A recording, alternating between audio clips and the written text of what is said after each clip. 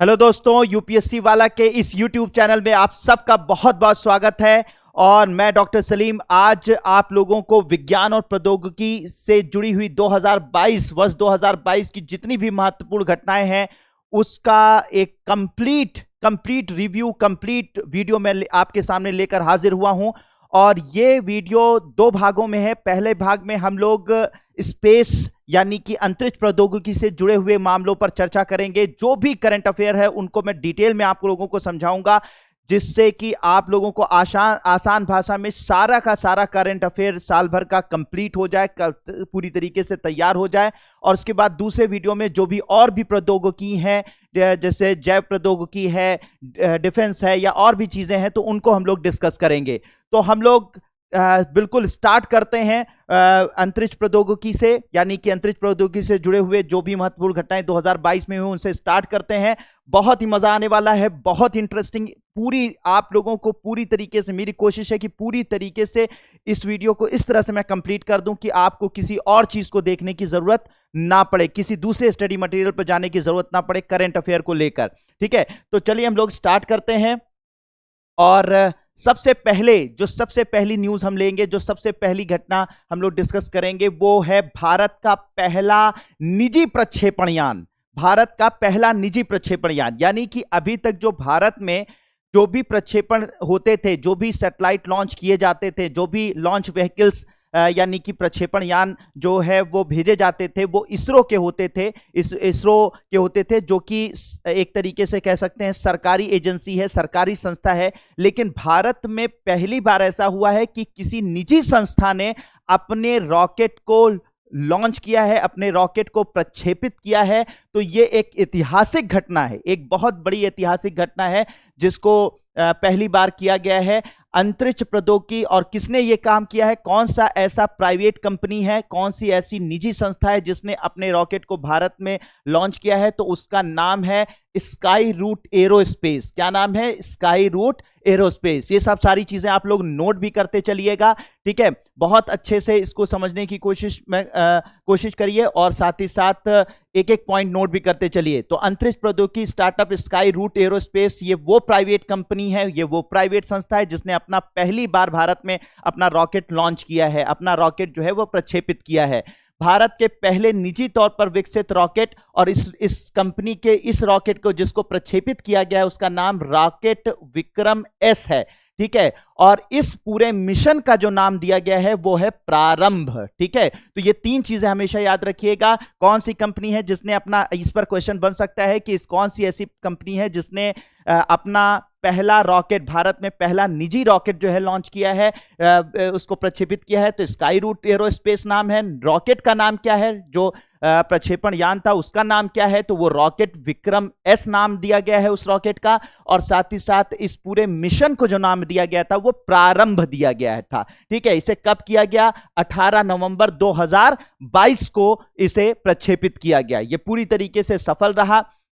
Vikram S rocket जो है वो एक चरणी सब ऑर्बिटल प्रक्षेपण यान था। एक चरणी का मतलब इसके अंदर जो फ्यूल लगा हुआ था, जो इंजन लगा हुआ था, वो सिर्फ एक इंजन लगा हुआ था जो सॉलिड फ्यूल से, यानी कि जिसे हम लोग कह सकते हैं ठोस ईंधन से चलता था। ठीक है, तो एक चरण का मतलब देखिए, समझ लीजिए कि जो रॉकेट्स होते हैं उनके कई चरण होते हैं, यानी कई तरीके के इंजन लगे होते हैं इनके अंदर। ठीक है, तो मान लीजिए कि 3 इंजन लगे हुए हैं। ठीक है, तो उसे बोलेंगे 3 चरण वाला रॉकेट। अगर मान लीजिए कि 4 इंजन लगे हुए हैं तो इसे 4 चरण वाला रॉकेट बोलेंगे। तो कभी इंजनों में जो ईंधन यूज होता है वो कभी ठोस होता है और कभी जो है वो तरल होता है, और कभी कभी इसके इन इंजनों में क्रायोजेनिक वो फ्यूल यानी कि ईंधन खर्च इसमें लगा होता है। तो इस तरीके से अलग अलग तरीके के ईंधन लगे होते हैं रॉकेट के अंदर। ठोस होता है, तरल होता है, क्रायोजेनिक होता है।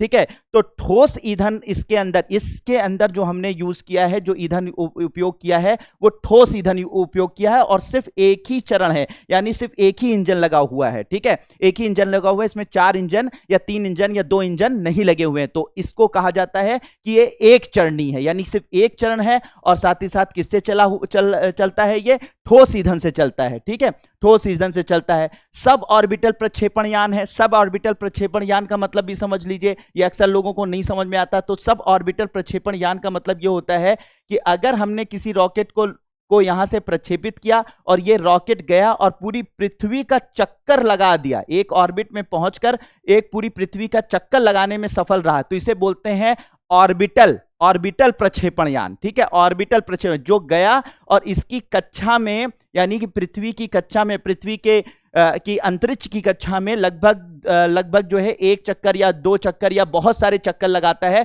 तो ऐसे को हम लोग बोलते हैं ऑर्बिटल प्रक्षेपण यान। लेकिन अगर इसी जगह पे हमने किसी रॉकेट को लॉन्च किया, ये अंतरिक्ष में गया तो, लेकिन वापस फिर पृथ्वी पर गिर गया, वापस फिर पृथ्वी पर चला आया, तो इसे बोलते हैं सब ऑर्बिटल प्रक्षेपण यान। इसे क्या कहा जाता है? सब ऑर्बिटल प्रक्षेपण यान। इसका मतलब सर क्या आप कहना चाह रहे हैं कि विक्रम एस गया अंतरिक्ष में और वापस फिर पृथ्वी पर वापस आ गया, ऑर्बिट में जाकर, कक्षा में जाकर, पृथ्वी की कक्षा में जाकर फिर वापस धरती पर आ गया? जी हां, मैं यही कहना चाह रहा हूं कि यह सब ऑर्बिटल प्रक्षेपण यान था, क्योंकि यह पहली बार ही भेजा गया था। तो इसका एक तरीके से कह सकते हैं एक्सपेरिमेंट हुआ और फाइनली जो है ये ऊपर तक गया, अंतरिक्ष में गया, और अंतरिक्ष में जाने के बाद पूरी ऑर्बिट यानी पृथ्वी के पूरी कक्षा का चक्कर न लगाकर वापस जो है ये पृथ्वी पर वापस आ गया, वापस ये गिर गया, तो इसे कहा गया सब ऑर्बिटल प्रक्षेपण यान। ठीक है, तो ये 101 किलोमीटर की ऊंचाई पर गया, 300 सेकंड की इसने यात्रा की, यानी कि ये जब प्रक्षेपित किया गया तो 300 सेकंड तक ये अंतरिक्ष में गया और फिर वापस पृथ्वी पर वापस लौट आया। ठीक है, वापस लौट आया। तो इसीलिए अब इसका मतलब आप लोगों को 100% समझ में आ गया होगा कि ये एक चरणी था, यानी एक चरण एक ही इंजन इसके अंदर लगा हुआ था जिसमें ठोस ईंधन भरा हुआ था। दूसरा, ये सब ऑर्बिटल प्रक्षेपण यान था। ये पृथ्वी की कक्षा में जाने के बाद इसने पृथ्वी की कक्षा का चक्कर नहीं लगाया, बल्कि वापस पृथ्वी पर ही गिर पड़ा। ठीक है, वापस ही पृथ्वी पर इसको उतार लिया गया। ठीक है, तो ये 101 किलोमीटर की ऑर्बिट में, यानी कक्षा यानी पृथ्वी की सतह से 101 किलोमीटर की ऊंचाई पर गया, 300 सेकंड का ये प्रक्षेपण रहा।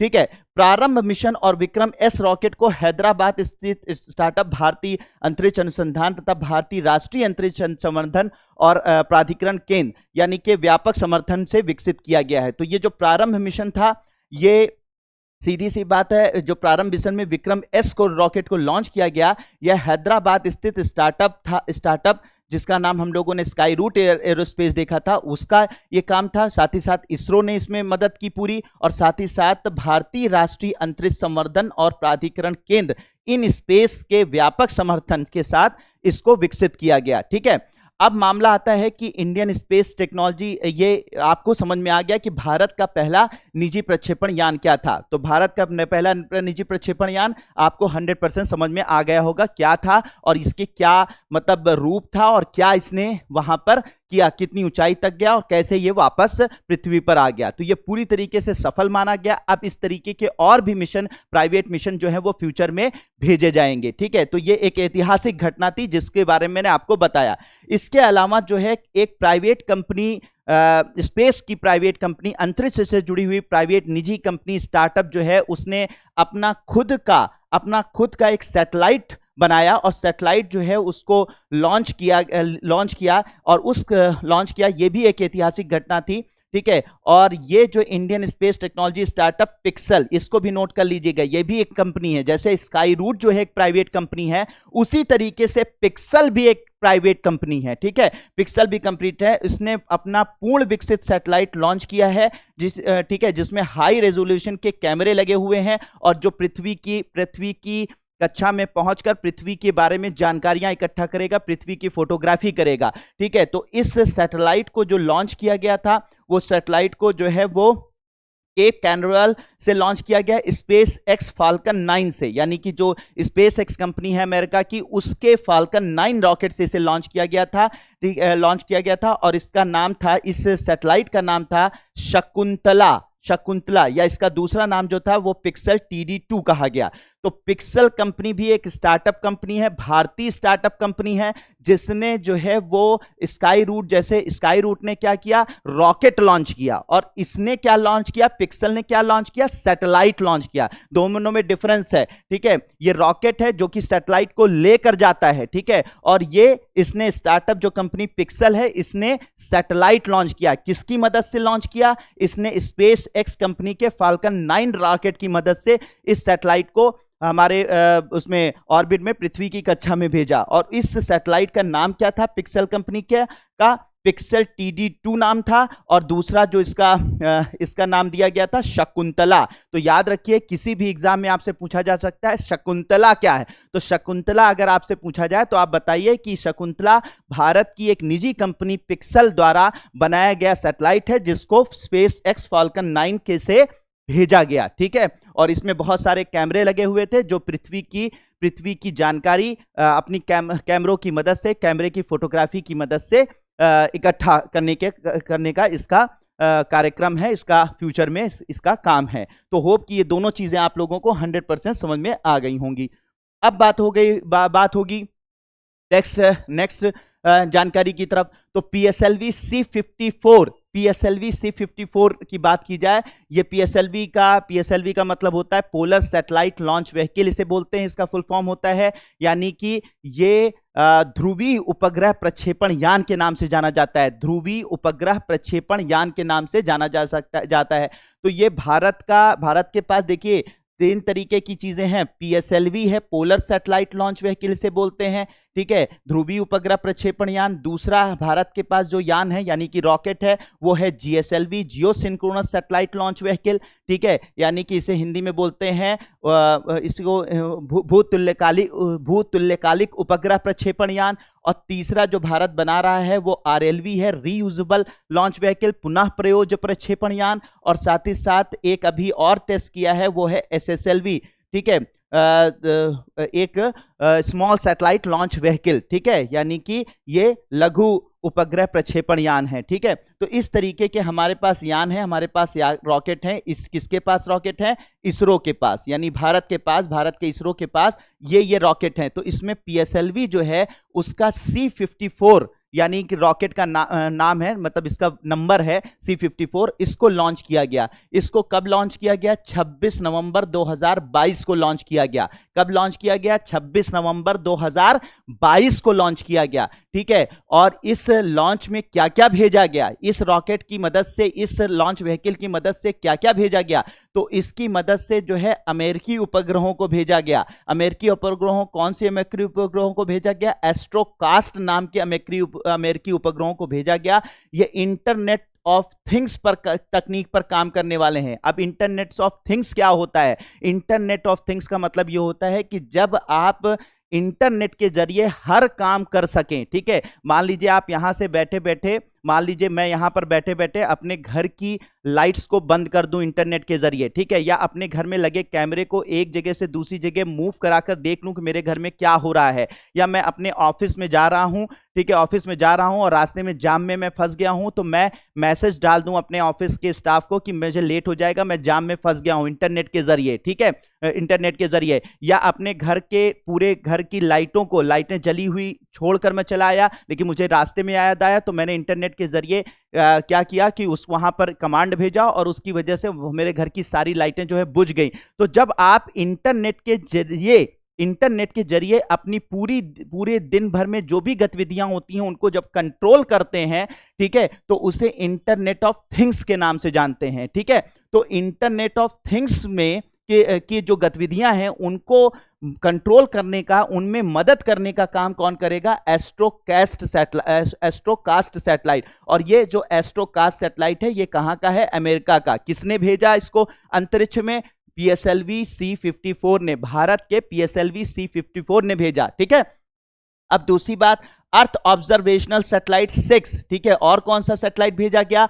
अर्थ ऑब्जर्वेशनल सैटेलाइट 6 भेजा गया। ये भारत का सैटेलाइट है, अर्थ ऑब्जर्वेशनल सैटेलाइट, जिसे EOS 606 के नाम से जानते हैं। ये जो अर्थ ऑब्जर्वेशनल सैटेलाइट 6 है, इसका लक्ष्य क्या है? इसका लक्ष्य है महासागर का अध्ययन करना। क्या करना? महासागर का अध्ययन करना, साथ ही साथ महासागरों का डेटा संग्रह करना, मौसम के बदलावों व चक्रवातों पर नजर रखना, ठीक है, और हवा के बहाव का डाटा जुटाना। ये सब काम है किसके? ये सब का सारे काम है ईओएस यानी अर्थ ऑब्जर्वेशनल सैटेलाइट 06 का, जिसको पीएसएलवी C-54 से भेजा गया। इसके अलावा पीएसएलवी C-54 रॉकेट अपने साथ क्या लेकर गया? भूटान का उपग्रह लेकर गया। भूटान का उपग्रह लेकर गया। भारत और भूटान के बीच में दोस्ती को और मजबूत करने के लिए इस उपग्रह को लॉन्च किया गया है। यह भूटान का उपग्रह है और इस भूटान के उपग्रह का नाम है INS-2B। क्या नाम दिया गया है? INS-2B के नाम से इसे जाना गया है।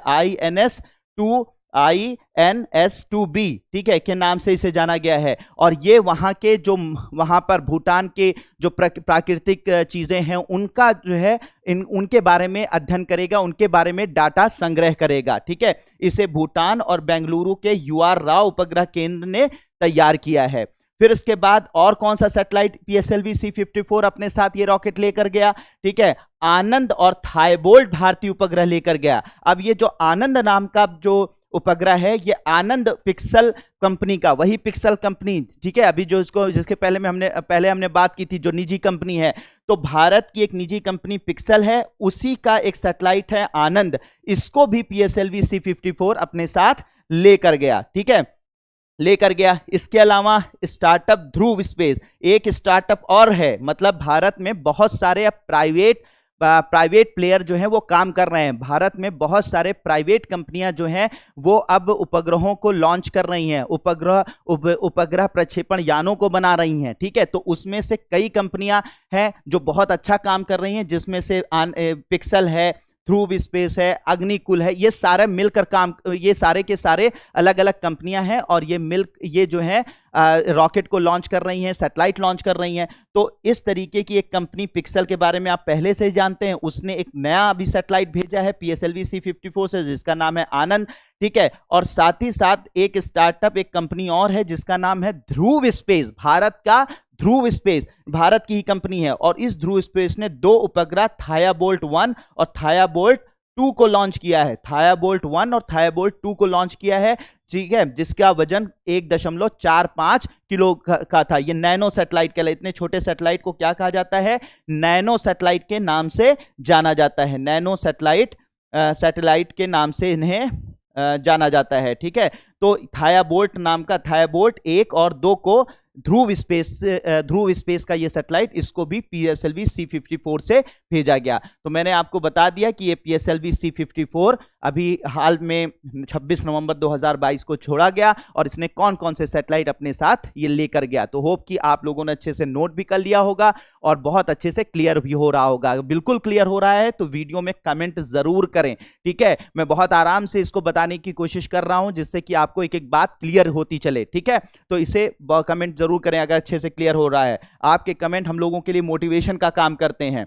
तो पहली बार, अच्छा एक बहुत मजेदार चीज आपको बताऊं, पहली बार ऐसा हुआ है कि मान लीजिए एक सैटेलाइट को जब लॉन्च करता है कोई भी लॉन्च व्हीकल यानी प्रक्षेपण यान, तो एक ऑर्बिट में जाता है और उसी ऑर्बिट में जितने भी सैटेलाइट, यानी मान लीजिए कि एक प्रक्षेपण यान अपने साथ 5 सैटेलाइट लेकर जाता है, तो अगर मान लीजिए उसको 500 किलोमीटर तक की कक्षा में इसको छोड़ना है, 500 किलोमीटर की कक्षा में अगर छोड़ना है, तो ये 500 किलोमीटर की कक्षा में 5 सैटेलाइट को लॉन्च कर देता है, 5 सैटेलाइट को वहां पर छोड़ देता है, ठीक है। ऐसा अमूमन होता है, लेकिन पहली बार पीएसएलवी C-54 ने एक और इतिहास रचा है। मजेदार बात है, ठीक है। क्या मजेदार बात है कि पीएसएलवी C-54 ने पहली बार ऐसा किया कि पहले EOS 06 को 742 किलोमीटर की कक्षा में छोड़ा, ठीक है। जो अर्थ ऑब्जर्वेशनल सैटेलाइट 06 था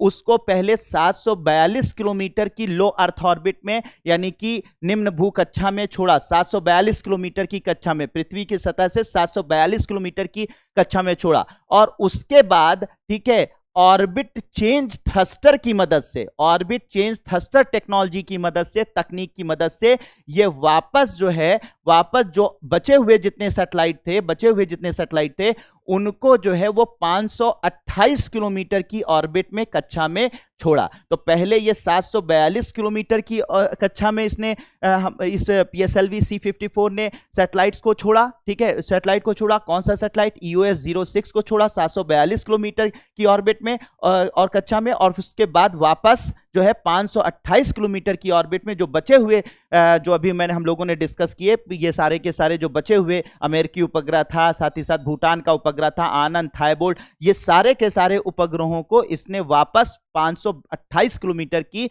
ऑर्बिट में कक्षा में स्थापित किया। मतलब ये पहली बार हुआ है। अमूमन मैंने क्या बताया, अमूमन क्या होता है कि एक कक्षा में जाता है, उसी कक्षा में जितने सैटेलाइट होते हैं उसी में छोड़ देता है, लेकिन पहली बार कक्षा को बदला गया है। पहले 742 किलोमीटर पर कुछ उपग्रह भेजे गए और फिर उसके बाद 528 किलोमीटर की कक्षा में दूसरे जो बचे हुए उपग्रह थे उनको डाला गया। ये पहली बार रखकर, यह भी एक ऐतिहासिक घटना है, बड़ी जबरदस्त घटना है। और कोई भी अगर पहली बार चीजें होती हैं तो वो एग्जामिनेशन के पॉइंट ऑफ से बहुत ज्यादा इंपॉर्टेंट हो जाती हैं, ठीक है। तो मुझे लगता है ये बात भी आपको समझ में आ गई होगी, ठीक है। अब आगे बात करते हैं चंद्रमा मिशन आर्टेमिस। ये नासा का प्रोग्राम है। नासा क्या है? अमेरिका की स्पेस एजेंसी है, उसका प्रोग्राम है। तो नासा की space agency national aeronautics and space administration है। क्या नाम है इसका? ये आपको सबको पता होगा, national aeronautics and space administration. NASA ने 16 नवंबर 2022 को अपने मानव रहित चंद्रमा मिशन आर्टेमिस 1 को सफलतापूर्वक लॉन्च कर दिया। तो आर्टेमिस क्या प्रोग्राम का नाम है? आर्टेमिस 1 नाम है, सफलतापूर्वक इसको लॉन्च कर दिया गया। आर्टेमिस असल में अमेरिका बहुत दिनों के बाद जो है ये फिर से वापस चंद्रमा पर जाना चाहता है। पहले जो है ये ऑलरेडी जो है वो बहुत 70 के दशक में, 70-80 के दशक में इसने कई बार ये चंद्रमा की ऑर्बिट में यानी उसकी कक्षा में गया, चंद्रमा पर उतरा, लेकिन उसके बाद कुछ कारणों की वजह से वहां का मिशन समाप्त कर दिया गया था। लेकिन अब चंद्रमा को लेकर, मून को लेकर अमेरिका की जो महत्वाकांक्षा है वो फिर से बढ़ गई है और अब वो फिर से मून पर जाना चाहता है, फिर से चंद्रमा पर जाना चाहता है। तो अमेरिका का ये जो फिर से एक मिशन स्टार्ट इन्होंने किया है, उसी का नाम जो है, चंद्रमा पर जाने का जो मिशन स्टार्ट किया है उसका नाम आर्टेमिस 1, 2, 3 रखा गया है, ठीक है। तो इसका जो पहला आर्टेमिस 1 जो है उसको पहली बार 16 नवंबर 2022 को लॉन्च किया गया है और ये जो है पृथ्वी से, ठीक है, पृथ्वी से जाएगा, मतलब गया और उसके बाद चंद्रमा पर गया, चंद्रमा की कक्षा में गया, चंद्रमा की कक्षा का चक्कर लगाया और ये वापस पृथ्वी पर वापस आ गया, ठीक है, वापस आ गया। ये आर्टेमिस 1 था और ये पूरी तरीके से सफल रहा। अब आर्टेमिस जो 2 है उसे 2000 मोस्ट प्रोबेबली, बहुत ऐसी संभावना है कि 2024 में इसको लॉन्च किया जाएगा। तो ये आर्टेमिस 1 हो गया, ठीक है, आर्टेमिस 1 हो गया। ये गया और पृथ्वी चंद्रमा की कक्षा में गया, कक्षा की में चक्कर लगाकर वापस आ गया, तो ये आर्टेमिस 1 हो गया। अब 2024 में क्या करेंगे? आर्टेमिस 2 भेजेंगे जिसके अंदर मानव मौजूद होंगे। इसमें मानव नहीं थे, ठीक है, इसमें मानव नहीं थे। आर्टेमिस 1 के अंदर मानव यानी कि एस्ट्रोनॉट्स जो थे वो अंतरिक्ष यात्री नहीं थे, ये बिना अंतरिक्ष यात्रियों के गया। लेकिन जब 2024 में भेजा जाएगा आर्टेमिस 2, तो आर्टेमिस 2 जो होगा वो जाएगा, चंद्रमा की कक्षा में जाएगा, लेकिन मानव सहित जाएगा, यानी कि अंतरिक्ष यात्री इसके साथ जाएंगे और ये 7 से 8 दिन वहां पर रहकर और वापस पृथ्वी पर उतार लिया जाएगा। ये आर्टेमिस 2 होगा, ठीक है, आर्टेमिस 2 होगा। फिर जो मानव सहित होगा, अभी जो था वो मानव रहित था, ठीक है, पूरी तरीके से। जब ये पूरी तरीके से सक्सेसफुल हो जाएगा आर्टेमिस 2, तो फिर उसके बाद आर्टेमिस 3 को फिर भेजेंगे जो पृथ्वी से लॉन्च किया जाएगा और ये आर्टेमिस 3 पहले जाएगा, इसमें ये मानव सहित होगा और ये जाएगा और पृथ्वी की यहां पर चंद्रमा की कक्षा में पहले चक्कर लगाएगा और फिर चंद्रमा की कक्षा में चक्कर लगाने के बाद ये चंद्रमा की सतह पर उतरेगा, यानी मानव को चंद्रमा की सतह पर उतारेगा, ठीक है। कौन? आर्टेमिस 3, ठीक है, आर्टेमिस 3 जो होगा वो मानव को चंद्रमा की सतह पर, उसकी धरती पर उतारेगा, ठीक है, उतारेगा। तो पहला आर्टेमिस 1 याद रखिएगा, बहुत इंपॉर्टेंट है। आर्टेमिस 1 जो होगा, जो था वो पहले गया और सिर्फ चंद्रमा के कक्षा में चक्कर, वहां पर उतरा नहीं, बस चंद्रमा की बाकी कक्षा में चक्कर लगाकर सारे अपने जो भी टेस्ट थे वो कर कर वापस आ गया। ठीक है, फिर आर्टेमिस 2 2024 में भेजा जाएगा, जो मानव सहित होगा, मानव उसके अंदर जाएंगे, एस्ट्रोनॉट जाएंगे जो चंद्रमा का चक्कर काटेंगे और चंद्रमा का चक्कर काटकर वापस पृथ्वी पर आ जाएंगे, वहां की धरती पर उतरेंगे नहीं। लेकिन आर्टेमिस 3 जो होगा वो चंद्रमा का चक्कर भी काटेगा और उसके अंदर जो मानव बैठे होंगे यानी अंतरिक्ष यात्री बैठे होंगे वो वापस वहां की चंद्रमा की सतह पर उतरेंगे और ये मानवता के लिए फिर से एक बहुत बड़ी घटना होगी कि फिर हम चंद्रमा पर उतरने जा रहे हैं। ठीक है, तो ऐसा होगा। तो ये आर्टेमिस 3 प्रोग्राम है। ठीक है, आर्टेमिस जो है वो मुझे लगता है पूरी 100% आपकी क्लियरिटी हो गई होगी। अगर क्लियरिटी हो रही है आप लोगों को तो सच में मोटिवेशन के लिए जरूर बताते रहें, पूरी बताते रहें कि आपको बहुत अच्छे से कॉन्सेप्ट समझ में आ रहे हैं। कमेंट करते रहिए। ठीक है, अच्छा लगता है, आपका मोटिवेशन मिलता है, बहुत अच्छा लगता है। ठीक है, तो आर्टेमिस 1 का मिशन, ठीक है, आर्टेमिस 1 मिशन जो है वो नासा का मानव रहित मिशन है। मैंने आपको पहले बता दिया, आर्टेमिस मिशन को चंद्र अन्वेषण की अगली पीढ़ी के रूप में जाना जाता है तथा इसका नाम ग्रीक पौराणिक कथाओं में अपोलो की जुड़वा बहन के नाम पर रखा गया है। तो आर्टेमिस जो थी वो अपोलो एक ग्रीक भगवान थे, ठीक है, उनकी जो है वो जुड़वा बहन का नाम आर्टेमिस थे, उसी के नाम से इसे रखा गया है। अब अपोलो कौन था? तो अपोलो जो चंद्रमा पर पहले मिशन नासा भेजा करता था 70-80 के दशक में, तो वो जो मिशन भेजे जाते थे उनका नाम होता था अपोलो। ठीक है, जो पहले मानव मिशन जो है वो नासा ने भेजे हैं चंद्रमा पर, उनका नाम था अपोलो मिशन। ठीक है, और अब उसी की जुड़वा बहन के नाम से, ग्रीक देवता की जुड़वा बहन का नाम अपोलो की ग्रीक देवता के अपोलो की जुड़वा बहन का नाम आर्टेमिस है, उसके नाम से ये दूसरा मिशन आर्टेमिस 1, 2, 3 रखा गया है। और इसमें माना जाता है कि इसको इसलिए भी उसकी बहन के नाम से रखा गया है क्योंकि इसमें पहली बार ऐसी कोशिश की जाएगी फ्यूचर में। ऐसा माना जाता है कि जो अंतरिक्ष यात्री चंद्रमा पर अब उतरेंगे उनमें महिलाएं भी होंगी। ठीक है, महिलाएं भी होंगी, तो यह भी याद रखिएगा। ठीक है, यह एजेंसी के स्पेस लॉन्च सिस्टम रॉकेट, एक नया रॉकेट बनाया गया है स्पेस लॉन्च सिस्टम रॉकेट, उससे इसको लॉन्च किया गया है। और इस कैप्सूल का जिसके अंदर सारे इंस्ट्रूमेंट रखे रहेंगे, साथ ही साथ फ्यूचर में अंतरिक्ष यात्री जाएंगे, तो उसको ओरियन क्रू कैप्सूल के नाम से जाना गया है। ठीक है, तो रॉकेट का नाम क्या है? स्पेस लॉन्च सिस्टम है। और इस मतलब सैटेलाइट जिसके अंदर सारे के सारे अंतरिक्ष यात्री रहेंगे, उसे क्या कहा गया है? उसे कहा गया है ओरियन क्रू कैप्सूल कहा गया है। ठीक है, ओरियन क्रू कैप्सूल कहा गया है। तो इस तरह से ओरियन सिस्टम को लॉन्च किया गया है। ठीक है, अब ये बात, अब आर्टेमिस मैंने बताया कि आगामी मिशन मैंने आपको पहले ही बता दिया, आर्टेमिस 2 2024 में लॉन्च होगा। और ये इसमें आर्टेमिस 2 के अंदर एक चालक दल होगा। ठीक है, चालक दल होगा और यह पुष्टि करेगा कि अंतरिक्षयान के सभी सिस्टम डिजाइन सही अनुसार काम कर रहे हैं या नहीं। ठीक है, तो आर्टेमिस 2 में मानव जाएंगे लेकिन वो उसकी धरती पर उतरेंगे नहीं। और फिर आर्टेमिस 3 जो मिशन होगा वो 2025 में भेजा जाएगा और इसके माध्यम से अपोलो मिशन के बाद पहली बार अंतरिक्ष यात्रियों को चंद्रमा पर ले जाने की उम्मीद है, यानी उसकी धरती पर उतारने की उम्मीद है। तो यह आर्टेमिस मिशन मुझे लगता है आप लोगों को 100% समझ में आ गया। अगर 100% समझ में आया तो 100% लिखिए इस कमेंट में। ठीक है, चलिए अब आगे बढ़ते हैं हम लोग। संवाद कार्यक्रम की शुरुआत की है इसरो ने। जैसे भाई नासा की अगर कभी आप वेबसाइट पर जाइए, तो नासा जो है हमेशा जो है जो यंग जनरेशन है, जो यंग लोग हैं, जो युवा लोग हैं, उनको हमेशा अपने साथ जोड़ने का काम करता है। ठीक है, वो हमेशा जोड़ने का काम करता है। आप उसकी वेबसाइट पर कभी भी जाइए नासा की, तो वो हमेशा कोशिश में लगे रहते हैं कि कुछ हम लोगों से जो युवा लोग हैं जुड़े, युवा जो दिमाग, क्योंकि युवा से ही फ्यूचर तो युवा का है ना, तो वो लोग हमसे जुड़ते रहें। तो इसके लिए बहुत सारे प्रोग्राम जो है वो नासा ऑर्गेनाइज करता है। ठीक है, अलग अलग तरीके के प्रोग्राम्स ऑर्गेनाइज करता है, युवाओं को प्रोत्साहन देता है, छोटे बच्चों को प्रोत्साहन देता है।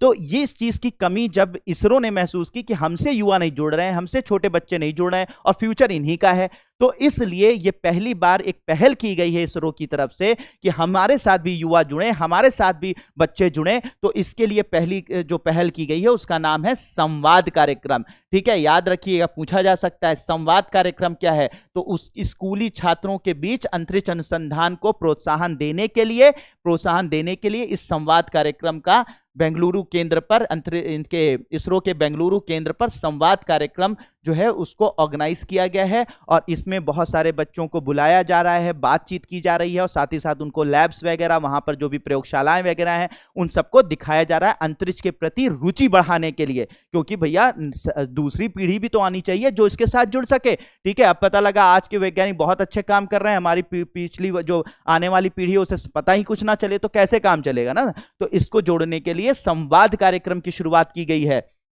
ठीक है, अब आगे बढ़ते हैं। नाविक, ठीक है, नाविक, नाविक भारतीय नक्षत्र में नेविगेशन। ठीक है, नाविक जो प्रोग्राम है इसके बारे में आपने सुना होगा, ये हमारे भारत का अपना खुद का जीपीएस सिस्टम है। अब जो लोग जीपीएस नहीं जानते वो भी जान लें, जीपीएस सिस्टम एक नेविगेशन सिस्टम कहलाता है, नेविगेशन सिस्टम कहलाता है, या फिर कह सकते हैं भारतीय नेविगेशन सिस्टम। अब नेविगेशन सिस्टम क्या होता है? नेविगेशन सिस्टम जिसकी मदद से कभी आप लोग फोन यूज करते हैं ना, जिनको नहीं पता मैं उनकी बात कर रहा हूं तो उनको समझ लीजिए। जब फोन यूज करते हैं तो आप डाल देते हैं कि मुझे इस स्थान पर जाना है या बोल देते हैं तो वो उस स्थान पर लाइन बन जाती है, रोड बन जाती है, रास्ता बन जाता है और उसके बाद नीली कलर की लाइन खिंच जाती है उन रास्तों पर, और उसके बाद उन रास्तों से चलते हुए आप अपने लक्ष्य तक, अपने जहां पर आप जाना चाहते हैं पहुंच जाते हैं। तो जो ये मोबाइल में ये सिस्टम आप यूज करते हैं इसे नेविगेशन सिस्टम कहते हैं। क्या बोलते हैं? इसे नेविगेशन प्रणाली कहते हैं। ठीक है, और ये नेविगेशन प्रणाली जो आजकल आप फोन में उपयोग कर रहे हैं ये अमेरिका की मदद से यूज कर रहे हैं। अमेरिका के कुछ सैटेलाइट हैं,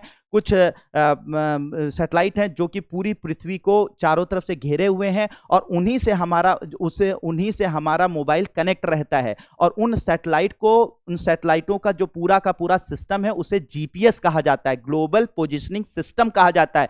तो इस ग्लोबल पोजिशनिंग जो सिस्टम होता है, ये जो ग्लोबल पोजिशनिंग सिस्टम है यानी सैटेलाइटों का ये जो नेटवर्क है, ये हमारे फोन से हमेशा संपर्क में रहता है। और जब हम किसी चीज के बारे में पूछते हैं कि हमें यहां पर जाना है तो ये सैटेलाइट जो है आपकी पोजीशन और साथ ही साथ जहां पर आपको पहुंचना होता है वहां तक के रास्ते को ढूंढकर आपको बता देते हैं कि आपको इस रास्ते पर ऐसे ऐसे उस जगह पे पहुंचना है। तो इस पूरे सिस्टम को नेविगेशन सिस्टम कहा जाता है। मोस्टली आप लोगों को पता होगा लेकिन फिर भी मैंने आपको बता दिया। तो ये जो नेविगेशन सिस्टम होता है, ये जो नेविगेशन सिस्टम काम करता है, ये अमेरिका का है। हम लोग अमेरिका पर डिपेंड हैं, लेकिन भारत ने अपना खुद का भाई किसी के ऊपर बहुत दिनों तक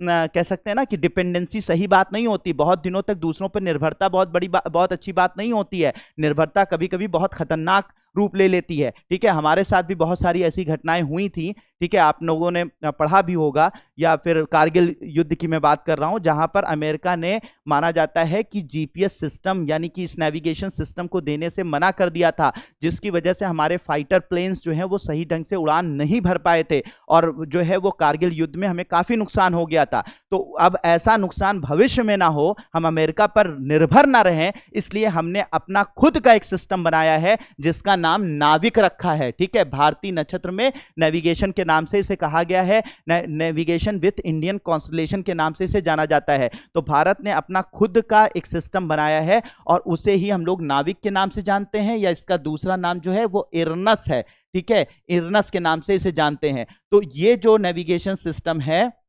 ये भारत की तटरेखा से 1500 किलोमीटर इधर की तरफ और भारत की तटरेखा से 1500 किलोमीटर इधर की तरफ के एरिया को कवर करता है। तो हमारे भारत का जो नेविगेशन सिस्टम है जो हमारा खुद का है वो भारत की तटरेखा से 1500 किलोमीटर इधर, 1500 किलोमीटर इधर की एरिया को कवर करता है। यानी यहां पर अगर हमें कहीं जाना होगा तो हम भारतीय नाविक का उपयोग कर सकते हैं। ठीक है, भारतीय नाविक का उपयोग कर सकते हैं और इसके लिए जो भारत ने 7 सैटेलाइटों का एक नेटवर्क बनाया है। ठीक है, 1 2 3 सैटेलाइट ऐसे लगाए गए हैं और 2 सैटेलाइट का ऐसे जोड़ा बनाया गया है। ठीक है, 2 ये हो गए, 2 ये हो गए, तो ये 4 हो गए, 3 ये हो गए, 7 सैटेलाइटों का नेटवर्क बनाया गया है। और इसकी मदद से हम अब नाविक की मदद से इस भारत में और भारत की तटरेखा से 1500 किलोमीटर दोनों तरफ जो है वो कहीं से, जैसे हम जीपीएस यूज करते थे, अब जो है नाविक उपयोग कर सकते हैं। या हमारी जो हमारी जो यहाँ पर ट्रेड के लिए, जो हमारे हवाई हवाई उड़ानों के लिए, या हमारे जो स्थलीय हम एक जगह से दूसरी जगह जब स्थल से हम एक जगह से दूसरी जगह पहुंचते हैं, तो और साथ ही साथ हम पानी के जहाज़ों से एक जगह से दूसरी जगह पहुंचते हैं, तो इसमें भी इस नेविगेशन का उपयोग किया जा सकता है। तो ये तो है, ये सही है। लेकिन अब हम चाहते थे कि ये तो हमने कर लिया, ये तो बहुत अच्छी बात हो गई कि हमने इसे कंप्लीट कर लिया, अपना खुद का एरिया में हम इसे यूज कर पा रहे हैं, 1500 किलोमीटर इधर 1500 किलोमीटर इधर कर पा रहे हैं। लेकिन फिर महत्वाकांक्षा है कि भाई हम पूरी दुनिया को, जैसे अमेरिका का जो जीपीएस है वो पूरी दुनिया को कवर करता है, दुनिया में कहीं पे भी चले जाइए वहां पर आपको जीपीएस सिस्टम काम करेगा, ठीक है। लेकिन हमारा सिर्फ इतने एरिया में काम करेगा, ठीक है। तो भारत के, तो ये तो हमारा तैयार हो चुका है, लेकिन हमारी महत्वाकांक्षा ये है कि हम अब इसे और बड़ा करें, यानी कि पूरी दुनिया इसकी दुनिया को हम इसमें कवर करें, दुनिया के किसी कोने में हम जाएं तो हम इसकी मदद से, अपने नाविक की मदद से पहुंच पाएं। हमें किसी जीपीएस की, अमेरिका के जीपीएस की या रशिया की जो है वो उसकी जरूरत ना पड़े, ठीक है। रशिया के नेविगेशन सिस्टम की जरूरत ना पड़े, ना अमेरिका की नेविगेशन सिस्टम के लिए जरूरत पड़े। तो यही न्यूज है, यही करंट अफेयर है कि भारत ने अपनी क्षेत्रीय उपग्रह नेविगेशन प्रणाली, जिसे नाविक कहा गया है, क्या नाम है इसका, क्षेत्रीय उपग्रह नेविगेशन प्रणाली, नाविक जिसे कहा गया है, को विस्तार करने की योजना बना रहा है, ताकि देश की सीमाओं से दूर यात्रा करने वाले नागरिक क्षेत्र और जहाजों, विमानों में इसके उपयोग को बढ़ाया जा सके। अभी हम 1500 किलोमीटर कर रहे हैं, आगे भी तो हमें जाना है ना सर, हमें तो और भी आगे। भाई सुपर पावर ऐसे थोड़ी ना बनेंगे, सुपर पावर बनने के लिए हर चीज में हमें आगे बढ़ना पड़ेगा। तो सुपर पावर बनने के लिए हमें और आगे जाना है, तो उसको आगे जाने के लिए हमने इसको बढ़ाने का प्रयास किया है। अब बढ़ाने के लिए आपको क्या चाहिए, अभी तो हमारे पास 7 सैटेलाइट हैं, तो हमें सैटेलाइटों का नंबर बढ़ाना पड़ेगा, जिससे हम पूरी पृथ्वी की कक्षा को, हमारी पूरी पृथ्वी को हम कवर कर सकें। तो इसके लिए प्लान किया गया है कि हम 12 सैटेलाइट और भेजेंगे। अभी तक कितने हमारे काम कर रहे हैं, 7 सैटेलाइट, वैसे तो भेजे गए हैं 9 सैटेलाइट, लेकिन अभी काम कर रहे हैं 7 सैटेलाइट। तो अब 7 सैटेलाइट तो रहेंगे, साथ ही साथ 12 सैटेलाइट जो है वो और भी हम भेजेंगे, इसको और मजबूत करने के लिए, ठीक है। तो 12 सैटेलाइट हम और भेजने का प्लान कर रहे हैं, तो इसलिए काफी चर्चा में रहा है। तो इसका जो नाविक का पहला उपग्रह भेजा गया था वो 1 जुलाई 2013 को भेजा गया था, फिर लगातार उपग्रह भेजे जाते रहे और 7 सैटेलाइटों का ये नेटवर्क हमने कंप्लीट कर लिया। अब 12 सैटेलाइट हम और भेजेंगे। इन सैटेलाइट को जो भेजा गया है वो पृथ्वी, ये जो पृथ्वी है, इस पृथ्वी की कक्षा से 36,000 किलोमीटर की ऊंचाई पर भेजा गया है, 36,000 किलोमीटर की ऊंचाई पर, जिसे जियो ऑर्बिट कहते हैं, भूतुल्यकालिक कक्षा बोलते हैं। तो यहां पर भेजा गया है, ठीक है, भेजा गया है। लेकिन इस बार जो हम एक्स्ट्रा 12 सैटेलाइट भेजेंगे उसे हम मीडियम अर्थ ऑर्बिट में भेजेंगे, यानी मध्यम दूरी की जो कक्षा है, मीडियम अर्थ ऑर्बिट, जो लगभग 10,000 किलोमीटर की ऑर्बिट कहा जाता है इसे। तो इस 10,000 किलोमीटर की ऑर्बिट, यानी 10,000 किलोमीटर की कक्षा में हम भेजेंगे। पहले ये जो 7 सैटेलाइट लगे हुए हैं कितने किलोमीटर पर है, 36,000 किलोमीटर पे हैं, और अब हम जब भेजेंगे तो वो कहां भेजेंगे, 10,000 किलोमीटर की ऑर्बिट में भेजने का हमारा प्लान है, जो अगले 12 भेजे जाएंगे, ठीक है, अगले 12 भेजे जाएंगे। तो ये सारी चीजें हैं। इसके अलावा बात की जाए कि अंतरराष्ट्रीय समुद्री संगठन आईएमओ, ठीक है, ने 2020 में हिंद महासागर क्षेत्र में संचालन के लिए world wide radio navigation system WWRNS के एक भाग के रूप में इसे मान्यता दे दी है। इसका मतलब यह हो जाता है कि अब यहां पर कोई भी, हिंद महासागर में कोई भी अगर पानी का जहाज, ठीक है, चलता है, एक स्थान से दूसरी स्थान जाता है, कोई भी पानी का जहाज, ठीक है, एक स्थान से दूसरे स्थान पर जाता है, तो वो भारत के नाविक का उपयोग कर सकता है। ये ऑफिशियली जो है वो डिक्लेयर हो चुका है। मतलब ये पूरी तरीके से वर्ल्ड वाइड रेडियो नेविगेशन ने इसको मान्यता दे दी है कि इसको यूज करना, इसका उपयोग करना पूरी तरीके से सुरक्षित है। कोई भी इसको, चाहे मछली पकड़ने वाले इसका उपयोग करें हिंद महासागर में, चाहे व्यापार करने वाले इसका उपयोग करें, पूरी तरीके से ये सुरक्षित है। तो इसको हम पूरी तरीके से, यानी अंतरराष्ट्रीय, हमारे सीधी बातों में हम कहें तो नाविक को अंतरराष्ट्रीय मान्यता मिल चुकी है इसके उपयोग के लिए, ठीक है। तो अब हम जो है अमेरिका पर डिपेंड रहने वाले नहीं है, किसी पर डिपेंड रहने वाले नहीं, हम अपना खुद का बड़ा नेटवर्क तैयार कर चुके हैं और आगे और इसको इनलार्ज करने का प्लान बना रहे हैं, ठीक है। इसका उपयोग कहां कहां हो रहा है, मैंने पहले भी बताया, स्थलीय, हवाई और समुद्री नेविगेशन में इसका उपयोग होगा, आपदा प्रबंधन में इसका उपयोग होगा। भाई हर जगह की पहुंचने के लिए, जहां पे आप पहुंचना चाहते हैं वहां पे नेविगेशन की जरूरत होगी, एग्जैक्ट टाइमिंग का पता करने के लिए इसका उपयोग होगा, वाहन ट्रैकिंग और बेड़ा प्रबंधन के लिए इसका उपयोग होगा। भाई वाहन कहां कहां मूव कर रहे हैं, मान लीजिए कोई आर्मी का कोई वाहन है जो असलहा लेकर जा रहा है, अब उसको ट्रैक करने के लिए भी इसका उपयोग किया जा सकता है। वो जहां जहां जा रहा होगा उसको ट्रैक किया जा सकता है जिससे उस गलत हाथों में ना पड़ जाए। ठीक है, मोबाइल फोन के साथ एकीकरण, यानी मोबाइल फोन के साथ जो आपकी टाइमिंग सेट हो जाती है ना कि 12, आप उसको सेट भी नहीं करते, अपने आप लिख कर आ जाता है कि 8:17 हुआ है, तो वो 8:17 जो टाइमिंग अपने आप सेट हो जाती है, तो उसको सेट करने में भी इसकी मदद ली जाएगी। और भी बहुत सारे इसके उपयोग हैं। तो होप कि ये नाविक वाली बात भी आपको समझ में आ गई होगी। आगे बात करते हैं, एक बहुत ही खूबसूरत सी इमेज आप देख रहे हैं जिसे हम लोग क्या बोलते हैं, पिलर्स ऑफ क्रिएशन के नाम से जाना गया है। इस इमेज को पिलर्स ऑफ क्रिएशन के नाम से जाना, ये काफी चर्चा में रही, इस बार काफी चर्चा में रही पिलर्स ऑफ क्रिएशन। तो ये जो आप पिलर्स देख रहे हैं, एक खंबे देख रहे हैं, ये खंबे देख रहे हैं, ठीक है, ये खंबे, इन्हीं की बात हो रही है, पिलर्स ऑफ क्रिएशन। माना जाता है कि इस दुनिया में, सुनिएगा बहुत अच्छे ध्यान से सुनिएगा, मजा आएगा इस सब चीजें जानकर, ठीक है, बहुत मजा आने वाला है इस सब सारी चीजें जानकर। जब आपको नई नई जानकारियां जब मिलती हैं एक पढ़ने वाले बच्चे को, तो उसे मजा आता है, वो एंजॉय करता है, उसका चेहरा खिल जाता है। तो मुझे लगता है कि जब आपको नई जानकारियां मिल रही होंगी तो आपको मजा भी आ रहा होगा। तो ये सारा बहुत, और इंपॉर्टेंट एग्जाम के लिए तो इंपॉर्टेंट है ही।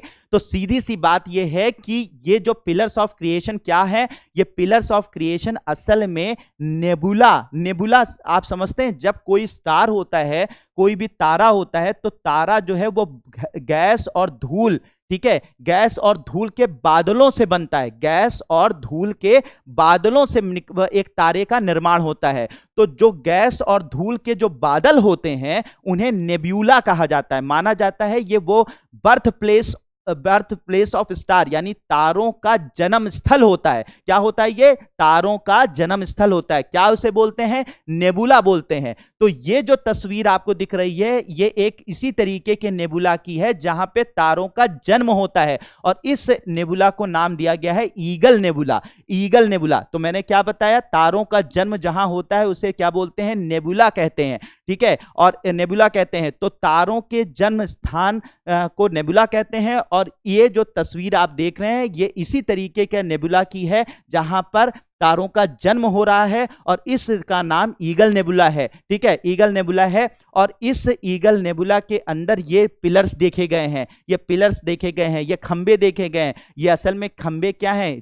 धूल और गैसों के बने बादल हैं जिसमें नए तारे धीरे धीरे जन्म ले रहे हैं। और ये जो नए तारे हैं ये पृथ्वी से लगभग सिर्फ 6500 प्रकाश वर्ष दूर बन रहे हैं। मतलब ये एक, मतलब इसको जो इमेज आप देख रहे हैं इस वक्त सामने, ये असल में नए नए तारों का जन्म हो रहा है, और हम नए नए तारों को जन्म लेते हुए देख पा रहे हैं। और ये पॉसिबल कैसे हो पा रहा है? ये पॉसिबल हो पा रहा है नासा के शक्तिशाली जेम्स वेब टेलीस्कोप के द्वारा। नासा के शक्तिशाली जेम्स वेब टेलीस्कोप, अभी नासा ने एक दुनिया का सबसे शक्तिशाली, सबसे महंगा टेलीस्कोप भेजा है जिसकी मदद से हम इस तरीके की पिक्चर्स को देखने में कैपेबल हो पाए हैं, यानी कि इस तरीके की स्पष्ट पिक्चर। इससे पहले हब्बल टेलीस्कोप नासा का था जो बहुत अच्छी तस्वीरें लेता था, लेकिन जितनी स्पष्ट तस्वीरें जेम्स वेब स्पेस टेलीस्कोप ले रहा है इतनी स्पष्ट तस्वीरें नहीं ले पाता था। अब हमारे पास ऐसी तस्वीरें भी आ रही हैं जो देखकर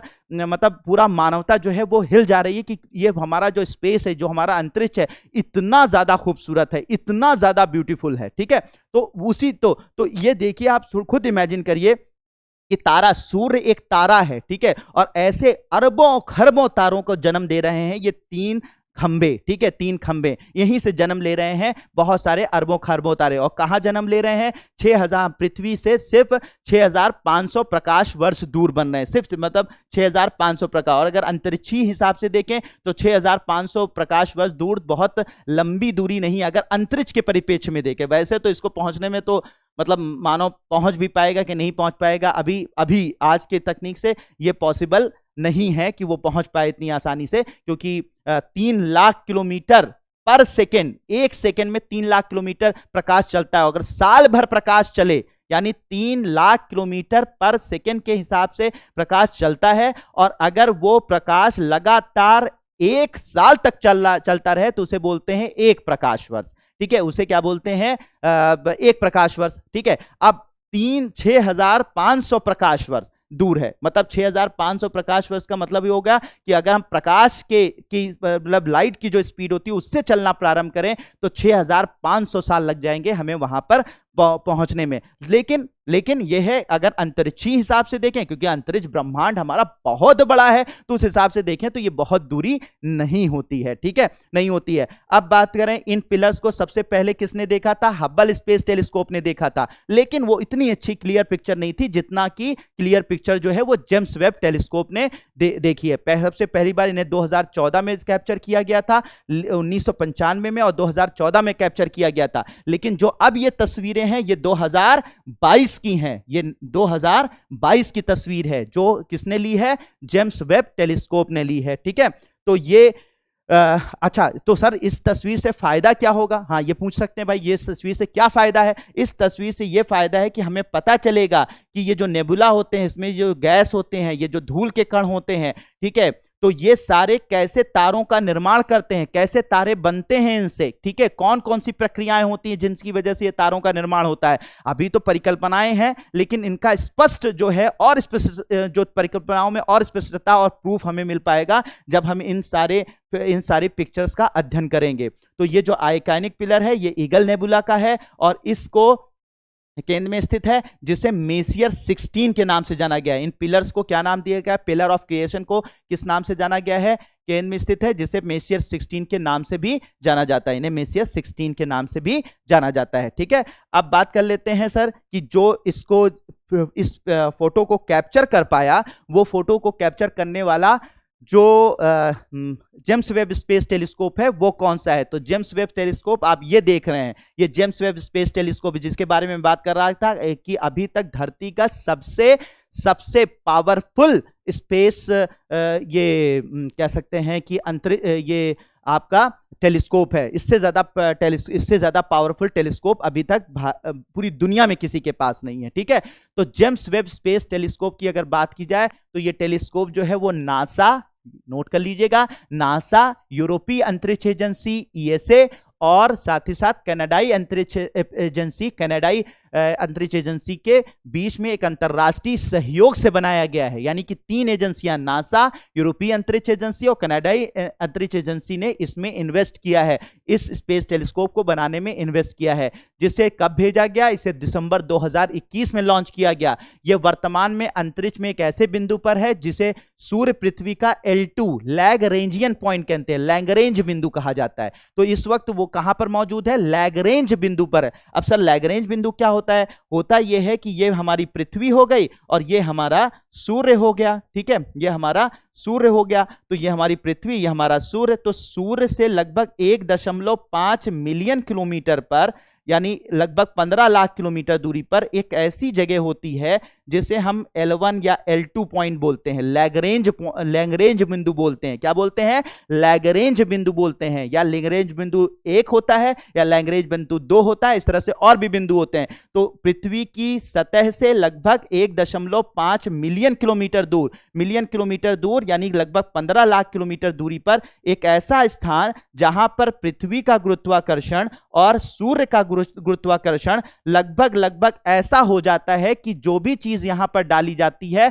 वो बैलेंस हो जाती है, ना इधर की तरफ खींचती है ना उधर की तरफ खींचती है, बैलेंस हो जाती है। जिससे कि ये जिससे क्या होता है कि ये इस तरह से बैलेंस होता है कि यहां पर ये आसानी से मौजूद होकर पृथ्वी सूर्य का चक्कर लगाते हुए, ठीक है, सूर्य का चक्कर लगाते हुए पूरी अंतरिक्ष के बारे में अध्ययन कर सकता है। जिससे ना ये इधर अट्रैक्ट होगा, ना इसे सूर्य खींच पाएगा, ना इसे पृथ्वी खींचकर अपने धरती पे शामिल कर पाएगी, और ये आसानी से इसमें बैलेंस होकर आसानी से सूरज का चक्कर लगाते हुए, ठीक है, पूरे ब्रह्मांड का अध्ययन कर सकता है। तो ये जो जेम्स वेब स्पेस टेलीस्कोप है इसी L2 पॉइंट पर भेजा गया है, यानी लैग्रेंज बिंदु 2 पे भेजा गया है, जो कहां है? पृथ्वी से लगभग 15 लाख किलोमीटर, 1.5 मिलियन किलोमीटर की दूरी पर है। ठीक है, अब आप कहेंगे सर इतना कम दूरी, इतने दूर, क्योंकि ये सूर्य बहुत बड़ा है ना, तो इसका गुरुत्वाकर्षण बहुत अधिक होता है। तो ये और पृथ्वी छोटी है कंपेयर, जिसका गुरुत्वाकर्षण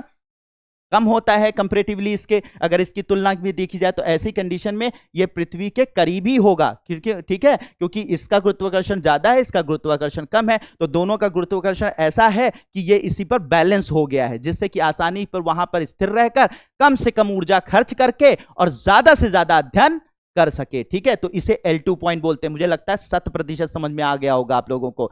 ठीक है, तो सारी चीजें सूर्य के चारों ओर पृथ्वी की कक्षा से लगभग आपको पता ही चल गया। ठीक है, यह अब तक का सबसे बड़ा, सबसे शक्तिशाली इंफ्रारेड स्पेस टेलीस्कोप है, मैंने बता दिया आपको पहला। इतनी दूर आकाश गंगाओं की तलाश में बिग बैंग के, हाँ इसकी खास बात यह है कि इस टेलीस्कोप की कि यह टेलीस्कोप उन आकाश गंगाओं का भी अध्ययन कर सकेगा जो अभी तक कोई नहीं कर पाया। ठीक है, जो कि बिग बैंग माना जाता है। इस पृथ्वी का जो जन्म हुआ था वो बिग बैंग, एक बहुत बड़े विस्फोट के बाद हुआ था। ठीक है, जिसे बिग बैंग की घटना बोलते हैं, महाविस्फोट की घटना बोलते हैं। तो जब बिग बैंग हुआ था, तो बिग बैंग आज से अरबों खरबों साल पहले जब हुआ था, तो ऐसी कंडीशन में बिग बैंग के समय जब बिग बैंग महाविस्फोट हुआ, तो उसके विस्फोट के तुरंत बाद जो आकाश गंगाएं बनी, जो गैलेक्सी बनी, ठीक है, उनमें जो तारे बने, तो उनको भी ये जो टेलीस्कोप है हमारा जेम्स वेब टेलीस्कोप, ये आसानी से उनको भी, उन घटनाओं को भी देख सकता है, उन घटनाओं को, क्योंकि वहां से अरबों, जब शुरुआत में हुआ होगा तब से वहां से प्रकाश चला होगा, रेडियो तरंगें चली होंगी और अब पृथ्वी पर पहुंच रही होंगी, पृथ्वी के करीब पहुंच रही होंगी, तो उनको ये कैप्चर कर लेगा। और यानी कि आज से खरबों साल पहले की जो घटनाएं घटी हैं उनको भी ये कैप्चर कर सकता है, यानी कि ये अपने भूत में देख सकता है। ये बड़ी इंटरेस्टिंग बात है, भूत में देख सकता है। क्यों? क्योंकि पहले जब वो खरबों साल पहले हुई होंगी, तो वहां से जब वो घटना घटी होगी, तो उसका जो रेडियो वेव्स हैं, जो रेडियो तरंगे हैं और प्रकाश तरंगे हैं, वो धीरे धीरे पृथ्वी तक पहुंच रही होंगी, तो उनको ये कैप्चर करेगा। तो वो घटना हो चुकी है, लेकिन वो घटना का प्रकाश या उस घटना की जो तरंगे हैं अभी पृथ्वी तक पहुंच रही हैं। घटना बहुत साल पहले हो चुकी, लेकिन तरंगे अभी पहुंच रही हैं। तो उन तरंगों को कैप्चर करके ये आसानी से उनके बारे में बतला सकता है कि ऐसी घटना खरबों साल पहले हुई थी। तो इसका मतलब वो घटना ऑलरेडी हो चुकी है और उसको अभी उसी स्थिति में कैप्चर कर पाना, इसका मतलब हम अपने भूतकाल में देख पा रहे हैं। ये इसकी सबसे खास बात होगी। तो बिग बैंग जब हुआ था, उस वक्त जो पहली गैलेक्सियां, पहला जो आकाशगंगाएं बनी थी, उनको भी देख पाने की क्षमता इसके अंदर है, यानी भूत में भी देख पाने की क्षमता इसके अंदर है। इसलिए जेम्स वेब स्पेस टेलीस्कोप बहुत इंपॉर्टेंट हो चुका है। ठीक है, जिस प्रकाश को उन आकाश गंगाओं से हमारी दुनिया में तो नहीं पहुंच पाया था। ठीक है, तो ये ब्रह्मांड के अतीत के हर चरण की जांच करेगा, बिग बैंग से लेकर आकाश गंगाओं, तारों, ग्रहों के निर्माण और अपने सौरमंडल के विकास तक, इन सब के बारे में जानकारी हमें दे देगा। तो इस जेम्स वेब स्पेस टेलीस्कोप का जो पहली इमेज आई थी वो कुछ ये थी। ठीक है, ये जो इमेज आप अपने सामने देख रहे हैं, ये जेम्स वेब स्पेस टेलीस्कोप की पहली इमेज थी जिसको इसने भेजा था। और जब यह भेजा गया तो माना जाता है कि मानवता ने इससे स्पष्ट रूप से, इससे ज्यादा स्पष्ट रूप से अभी तक अब पूरे ब्रह्मांड को नहीं देखा। तो यहां पर जो आपको ये तस्वीर दिख रही है, इस तस्वीर में अगर एक छोटा सा डॉट भी दिख रहा है, एक छोटा, बहुत इंटरेस्टिंग है। ठीक है, छोटा सा डॉट भी आपको दिख रहा है, छोटा सा एक बिंदु भी अगर दिख रहा है, तो ये बिंदु जानते हैं क्या है? इसका एक बिंदु, सोचिए ब्रह्मांड कितना बड़ा है। जितना, इतना बड़ा आपको ये पिक्चर दिख रही है जिसे जेम्स वेब स्पेस टेलीस्कोप ने भेजा था, इसमें एक बिंदु भी अगर छोटा सा, आपको जितना छोटा आप देख सकते हैं, तो जो सबसे छोटा बिंदु होगा वो भी एक आकाश गंगा है, एक गैलेक्सी है। सोचिए, जिसमें खरबों खरबों तारे मौजूद हैं, जिसमें खरबों खरबों तारे मौजूद हैं। मतलब एक इसके अंदर रखा हुआ बिंदु, छोटा सा दिखने वाला बिंदु भी खरबों तारों का एक समूह, एक आकाश गंगा है। सोचिए कितना बड़ी हमारी गैलेक्सी होगी। ठीक है, इसमें क्या एक छोटा सा बिंदु भी क्या है? एक आकाश गंगा है जिसमें खरबों तारे मौजूद हैं। और मैं बताऊं, ये जो आप तस्वीर देख रहे हैं, आगे की कहानी तो सुन लीजिए। ये जो आप तस्वीर देख रहे हैं इस वक्त, ये जो तस्वीर आप इस वक्त देख रहे हैं, ये असल में आप ये मत सोचिए पूरा ब्रह्मांड है, बल्कि अगर मैं अपने हाथ पर एक छोटा सा अगर धूल का कण, रेत का कण, अगर अपने हाथ पर एक छोटा सा रेत का कण ले लूं, रेत का कण, तो असल में अगर हमारे हाथ को ब्रह्मांड मान लिया जाए तो मेरे हाथ पर रखा हुआ रेत का कण असल में ये फोटोग्राफ है, ये तस्वीर है। सोचिए, मतलब आप ब्रह्मांड के एक रेत के कण के बराबर इस तस्वीर को देख रहे हैं, जिसमें से एक बिंदु भी अरबों तारों का समूह है। यानी आपके सूर्य जैसे खरबों तारे इसके एक छोटे से डॉट में मौजूद हैं। आपके सूर्य के जैसे खरबों तारे एक डॉट में मौजूद हैं इसके, जरा आप सोचिए। और ये इतनी बड़ी तस्वीर में कितने कितने लाखों करोड़ों गैलेक्सियां आपको दिख रही हैं, ठीक है। और सोचिए ये पूरा का पूरा एरिया, ये पूरा की पूरी तस्वीर सिर्फ आपके हाथ में रखे हुए एक क्या है, एक धूल के कण के बराबर ये पूरा एरिया है। सोचिए। और अगर आश्चर्यचकित हो रहे हैं तो ये भी कमेंट कीजिए कि मजा आ रहा है, आश्चर्यचकित हो रहे हैं, ठीक है, मजा आ रहा है इस सब चीजों को जानकर, ठीक है। और ये ब्रह्मांड कितना बड़ा है इसके बारे में सोच के दिमाग हिल जा रहा है, तो मजा सोचिए। और मतलब ये सारी चीजें अगर गंभीरता से सोच लीजिए तो नींद नहीं आएगी, ठीक है। कितना जबरदस्त है हमारा ब्रह्मांड।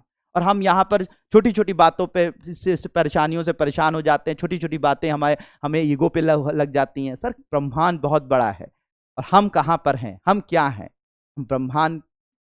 अब ये सारी बातें तो फिलोसॉफिकल हो जाएंगी, इसलिए अब आप सोचिए इसके पर आपका क्या कमेंट है, कमेंट बॉक्स में कमेंट कीजिए भाई, ठीक है। चलिए आगे बढ़ते हैं हम लोग। LMV-3 रॉकेट, LMV-3 रॉकेट, ठीक है, LMV-3 रॉकेट ये आपका भारत ने, ये actually LMV-3 rocket GSLV MK3 को ही अब LMV-3 के नाम से जाना जा रहा है। LMV-3 को GSLV MK3 को ही जो है वो GSLV, मैंने आपको बताया था ना, भूतुल्यकालिक उपग्रह प्रक्षेपण यान हमारे पास है, रॉकेट है, तो उसी का एक तीसरा वर्जन है। उसके GSLV के भी तीन प्रकार हैं, एक MK1 है, एक MK2 है और एक MK3 है, ठीक है। तो MK2, MK1, MK2, MK3, तो जो हमारे भारत के पास सबसे हैवी प्रक्षेपण यान है उसका नाम है GSLV MK3, तो उसी को अब कहा जा रहा है LMV-3 रॉकेट के नाम से इसे जाना गया है, ठीक है। तो भारत तो क्यों ये चर्चा में है, इसलिए ये चर्चा में है कि LMV-3 यानी GSLV MK3 ने इतिहास रच दिया। 23 अक्टूबर को भारतीय अंतरिक्ष एजेंसी ने क्या किया, कमर्शियल रूप में पहली बार कमर्शियल तरीके से LMV-3 का उपयोग किया। किसको क्या करने के लिए, कमर्शियल तरीके से दूसरे कंपनियों के, यानी प्राइवेट कंपनियों के लगभग आपके 36 उपग्रहों को, ठीक है, एक साथ जो है वो लो अर्थ ऑर्बिट यानी निम्न भूकक्षा, यानी 200 से लेकर लगभग 2000 किलोमीटर, पृथ्वी की सतह से 200 से लेकर लगभग 2000 किलोमीटर की जो कक्षा होती है उसे हम लोग लो अर्थ ऑर्बिट या पृथ्वी की निम्न भूकक्षा कहते हैं, ठीक है। तो वहां पर 36 उपग्रहों को एक साथ लॉन्च किया, लेकिन ये हमारे नहीं थे बल्कि विदेशियों के थे, ठीक है, विदेशी कंपनी के थे, ठीक है, जिसमें भारत के आपके सुनील भारती मित्तल का भी योगदान है। सुनील भारती मित्तल उसके अध्यक्ष हैं उस कंपनी के, और उस कंपनी का नाम क्या है, वन वेब। तो वन वेब नाम की कंपनी है जिसके सुनील भारती मित्तल अध्यक्ष हैं, लेकिन ये जो है विदेशी, मतलब इसमें इनका बहुत बड़ा मतलब शेयर है, तो इसलिए इसके अध्यक्ष बने हुए हैं, लेकिन कई और लोगों का भी शेयर है। तो ये जो वन वेब कंपनी है इसके 36 उपग्रहों को लेकर पहली बार, ऐसा अब आप कहेंगे सर इससे पहले तो और लोगों ने, हमारे PSLV ने भेजा, हाँ PSLV की उड़ान जो है वो रही है, कमर्शियल उड़ान उनकी पहले रही है, लेकिन GSLV MK3 की नहीं रही है। तो ये GSLV MK3 यानी LMV-3 के लिए एक बड़ी बात है कि इसने पहली बार जो है कमर्शियल रूप से किसी प्राइवेट कंपनी के 36 उपग्रहों को उसकी कक्षा में डाल दिया है, ठीक है। तो ये LMV-3 के लिए ऐतिहासिक घटना है, ये GSLV MK3 के लिए ऐतिहासिक घटना है, ठीक है। तो ये ऐसे LMV-3 का फुल फॉर्म क्या है, लॉन्च व्हीकल मार्क 3 के नाम से इसे जाना जा रहा है, ठीक है। तो अब इसके बारे में, तो ये किसकी कंपनी, कौन सी कंपनी को के उपग्रहों को लेकर गया था? वनवेब नाम की कंपनी के उपग्रहों को लेकर गया था, जिसके अध्यक्ष सुनील भारती मित्तल हैं। ठीक है, इन्होंने 72 उपग्रहों को कहा है कि इसकी मदद से भेज दीजिए, GSLV Mk3 या LMV3 की मदद से भेज दीजिए 72 उपग्रहों को। तो हम आपको, जो इसरो है, न्यू स्पेस इंडिया लिमिटेड, जो मतलब एक तरीके से भारत की सारी कमर्शियल जो भी लेन देन होता है उसको डील करती है न्यू स्पेस इंडिया लिमिटेड, तो इसरो के न्यू स्पेस इंडिया लिमिटेड को 1000 करोड़ रुपए दिया जाएगा। 1000 करोड़ रुपए में यह डील हुई है कि आप हमारे 72 उपग्रहों को भेजने के लिए हम आपको 1000 करोड़ रुपए का भुगतान करेंगे। वनवेब जो है दुनिया भर में अपनी ब्रॉडबैंड सेवाओं के लिए 648 उपग्रहों को लॉन्च करने की योजना बनाई है। 648 उपग्रहों को लॉन्च करने की योजना बनाई है, जिसमें से 72 जो है भारत द्वारा भेजे जा रहे हैं। ठीक है, भारत द्वारा भेजे जा रहे हैं, तो इसे बहुत अच्छी, ये बहुत बड़ी घटना है। ठीक है, बहुत बड़ी घटना है। चलिए, ये हो गया। फिर उसके बाद हम लोग आगे बात करते हैं मार्स ऑर्बिटर यान, यानी हमारा भारत का प्यारा मंगलयान। ठीक है, भारत का प्यारा मंगलयान। ठीक है, जिसके बारे में आपने बहुत सुना, बहुत चर्चा में रहा। ठीक है, चर्चा में रहा, 2014 से चर्चा में है। ठीक है, तो 2014 से जो चर्चा में मंगलयान है, तो ये जो मंगलयान है इसने अपने जीवन इसका खत्म हो गया, यानी समाप्त हो गया, और अब इससे हमारा संपर्क खत्म हो गया। अब आप कहेंगे सर ये तो दुख वाली घटना है। दुख वाली घटना, देखो, जो दुनिया में आया है उसे जाना तो पड़ेगा। ठीक है, मंगलयान का भी अपना एक जीवन काल था, उसने अपने जीवन काल को पूरा किया। देखिए, जीवन में जो आया है उसे जाना तो पड़ेगा, लेकिन इंपॉर्टेंट ये है कि वो कितना शानदार जीवन जी कर जा रहा है। समझ रहे हैं, कैसा ऐतिहासिक जीवन जी के जा रहा है, कितना खूबसूरत जीवन जी के जा रहा है कि उसके जाने के बाद भी उसे लोग याद रखें। ठीक है, तो बात यहां पर यह है कि जीवन तो सबको जीना है और जाना है, लेकिन शानदार जीवन जीना सबसे इंपॉर्टेंट चीज है। तो यहां पर हमारे मंगलयान ने शानदार जीवन जिया। कैसे? सिर्फ इस पहली बात तो पूरी, जब इसे पहली बार इसरो ने लॉन्च करने का प्लान जब दुनिया के सामने रखा था, तो लोगों ने शक किया था कि भैया को इतने छोटे, इतनी कम कैपेबिलिटी के यान को मतलब कम कैपेबिलिटी वाले जो मतलब इसरो था उस वक्त, उसकी क्षमता बहुत कम थी, तो इतने कम क्षमता वाले स्पेस रिसर्च ऑर्गेनाइजेशन यानी कि ये अंतरिक्ष एजेंसी जो है ये नहीं भेज पाएगी। लोगों ने शक किया था, नहीं हो सकता भाई, नहीं हो सकता। फिर पूछा गया किससे भेजा जाएगा, तो बताया था हमने PSLV से भेजेंगे। PSLV जिसकी ताकत सिर्फ 200 से लेकर 2000 किलोमीटर के कक्षा में जाने की थी। ठीक है, सिर्फ 200 से लेकर 2000 किलोमीटर की कक्षा में जा सकता था, उससे करोड़ों किलोमीटर दूर जो है वो मंगल में हम कैसे इस मंगलयान को भेजेंगे। लोगों ने इस पर शक किया। ठीक है, और जो पैसा, जो बजट मिला था वो सिर्फ 450 करोड़ रुपए मिला हुआ था, सिर्फ 450 करोड़ रुपए का बजट था। जबकि उसी वक्त जो है अमेरिका ने एक यान भेजा था। ठीक है, 2013 की मैं बात कर रहा हूं। ठीक है, माविन को लगभग 5000 करोड़ रुपए, ठीक है, 5000 करोड़ रुपए मिला था। ठीक है, अब आप सोचिए कि माविन को मिला था 5000 करोड़ रुपए और हमारे मंगलयान को मिला था 450 करोड़ रुपए, तो बजट भी बहुत कम था। तो अंतरिक्ष एजेंसी हमारी अगर नासा के सामने देखें तो बहुत छोटी थी। दूसरा जो है हमारे पास जो लॉन्च व्हीकल था, प्रक्षेपण यान था, ठीक है, वो PSLV से भेजने वाले थे, वो बहुत कैपेबिलिटी का नहीं था, बहुत क्षमतावान नहीं था। तीसरा, पैसा बहुत कम मिला था। तो पहली बात तो यही था कि ये पॉसिबल ही नहीं था। सबसे बड़ी बात थी ये पॉसिबल ही नहीं था किसी को, और वो भी पहली बार में। जब ना अमेरिका के पास, नासा के पास या जो भी और भी कंट्रीज जो हैं वो वहां पर मंगल पर पहुंच पाए, वो दूसरे, तीसरे, चौथे प्रयास में पहुंच पाए। और हमने चैलेंज किया था कि हम जाएंगे, हमारी क्षमता कम है, सब कुछ कम है, कोई बात नहीं, पैसे भी हमें कम मिले हुए, बजट भी कम, लेकिन हम जाएंगे और पहले प्रयास में पहुंचेंगे। तो लोगों ने हंसी उड़ाई कि कैसे हो पाएगा, कैसे हो पाएगा। तो जो चीज लगभग असंभव थी उसको भी पहली बार में ही हमने इतिहास रच दिया। पहले ही अपने मतलब हमारी बहुत कम क्षमता वाले यान यानी PSLV से हमने इसको लॉन्च भी किया, पहली बार में ही इसको लॉन्च किया। ठीक है, पहली बार में ही मंगलयान को हमने मंगल की ऑर्बिट में, उसकी कक्षा में पहुंचा दिया। ठीक है, और ऐसा करने वाला दुनिया का पहला कंट्री भारत बन गया। ठीक है, भारत है तो एक इतिहास। तो वहां पर पहुंच जाना ये अपने आप में ही एक इतिहास है, एक शानदार उपलब्धि थी, एक शानदार उपलब्धि थी, पहली बार में पहुंच जाना ही। ठीक है, तो एक वही उपलब्धि, और दूसरा इसका मिशन जो था वो 6 महीने के लिए, सिर्फ 6 महीने के लिए रखा गया था कि पहली बात तो पहुंच ही जाए। लोगों ने यही शक किया था कि कुछ कोई कैपेबिलिटी तो मजाक हो रहा है, ठीक है, पहुंच ही नहीं पाएगा, लेकिन पहली बात तो पहुंच ही जाए, यही उपलब्धि, और उसमें से 6 महीने काम कर जाए तो उससे बड़ी उपलब्धि। बात समझ में आ रही? तो ये उसके लिए सबसे बड़ी उपलब्धि ये थी कि वो 6 महीने काम कर जाए। लेकिन बड़ी बात क्या हुई, बड़ी बात क्या हुई, मंगलयान का जीना, मंगलयान की यात्रा में बड़ी बात क्या हुई कि इसको पहले पहुंचना मुश्किल था, 6 महीने जीना मुश्किल था, और इसने 6 महीने नहीं बल्कि बिना रुके बिना थके 8 साल, यानी वैज्ञानिक भी हैरान, वैज्ञानिक पूरी जो भी वैज्ञानिक कुनबा है उसको हैरान इसने कर दिया कि 8 साल तक बेहतरीन इसने काम किया, बेहतरीन डेटा हमें प्रोवाइड किया, बेहतरीन जो है इंफॉर्मेशन हमें मंगल के बारे में दी, जो कि अपने आप में एक शानदार इतिहास है। ठीक है, इसका तो उसको जाना तो था, ठीक है, उसका इसकी हिस्ट्री खत्म, तो मतलब एक तरीके से कह सकते हैं कि उसका जीवन तो समाप्त हो गया, लेकिन उसकी जो हिस्ट्री है, जो उसका इतिहास है, वो इतना शानदार है कि आगे आने वाले कई दशकों तक या हो सकता है सदियों तक याद किया जाए कि भारत ने ऐसा प्रयास किया, वो भी सफल प्रयास किया। ठीक है, तो क्षमता अगर कम है, ठीक है, लेकिन अगर आप में दम है, हौसलों में दम है, तो वाकई में आप इतिहास रचते हैं, आप हिस्ट्री क्रिएटर बनते हैं।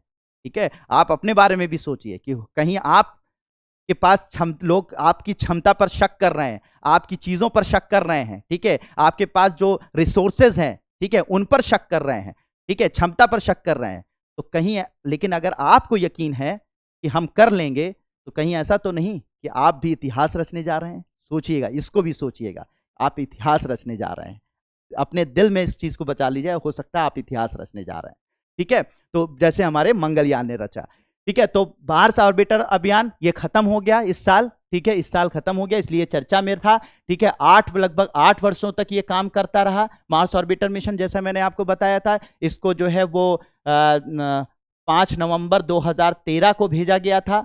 ठीक है, और 5 नवंबर 2013 को भेजा गया था। 24 सितंबर 2014 को ये मंगलयान की कक्षा में घुसा, और आज 8 साल के बाद इसे रिटायर हो गया। ये पूरी तरीके से ये अब इसकी अपनी सेवाएं देना इसने बंद कर दिया। ठीक है, मिशन ने भारत को इसके बाद ये, इससे पहले रॉसकॉस्मॉस, नेशनल एरो, नासा और यूरोपीय स्पेस एजेंसी, यानी कि रशिया की स्पेस एजेंसी, यूरोपीय स्पेस एजेंसी और नासा, ये 3 ही थे जो मंगल की कक्षा में घुस पाए थे, पहुंच पाए थे। चौथा भारत देश बना था, पहली बार में वहां की ऑर्बिट में पहुंचने वाला भारत पहला देश था। ठीक है, वैसे दुनिया का चौथा देश, लेकिन वहां पर पहुंचने वाला, लेकिन पहली बार में पहुंचने वाला भारत पहला देश था। ठीक है, पहला देश था। और अब जो है हम लोग योजना बना रहे हैं मंगलयान 2 को भेजने के लिए, जो वहां पर पहुंचेगा और वहां की यात्रा करके उसकी ऑर्बिट में, यानी मंगल 1 का स्थान मंगलयान 1 का स्थान मंगलयान 2 लेने वाला है। ठीक है,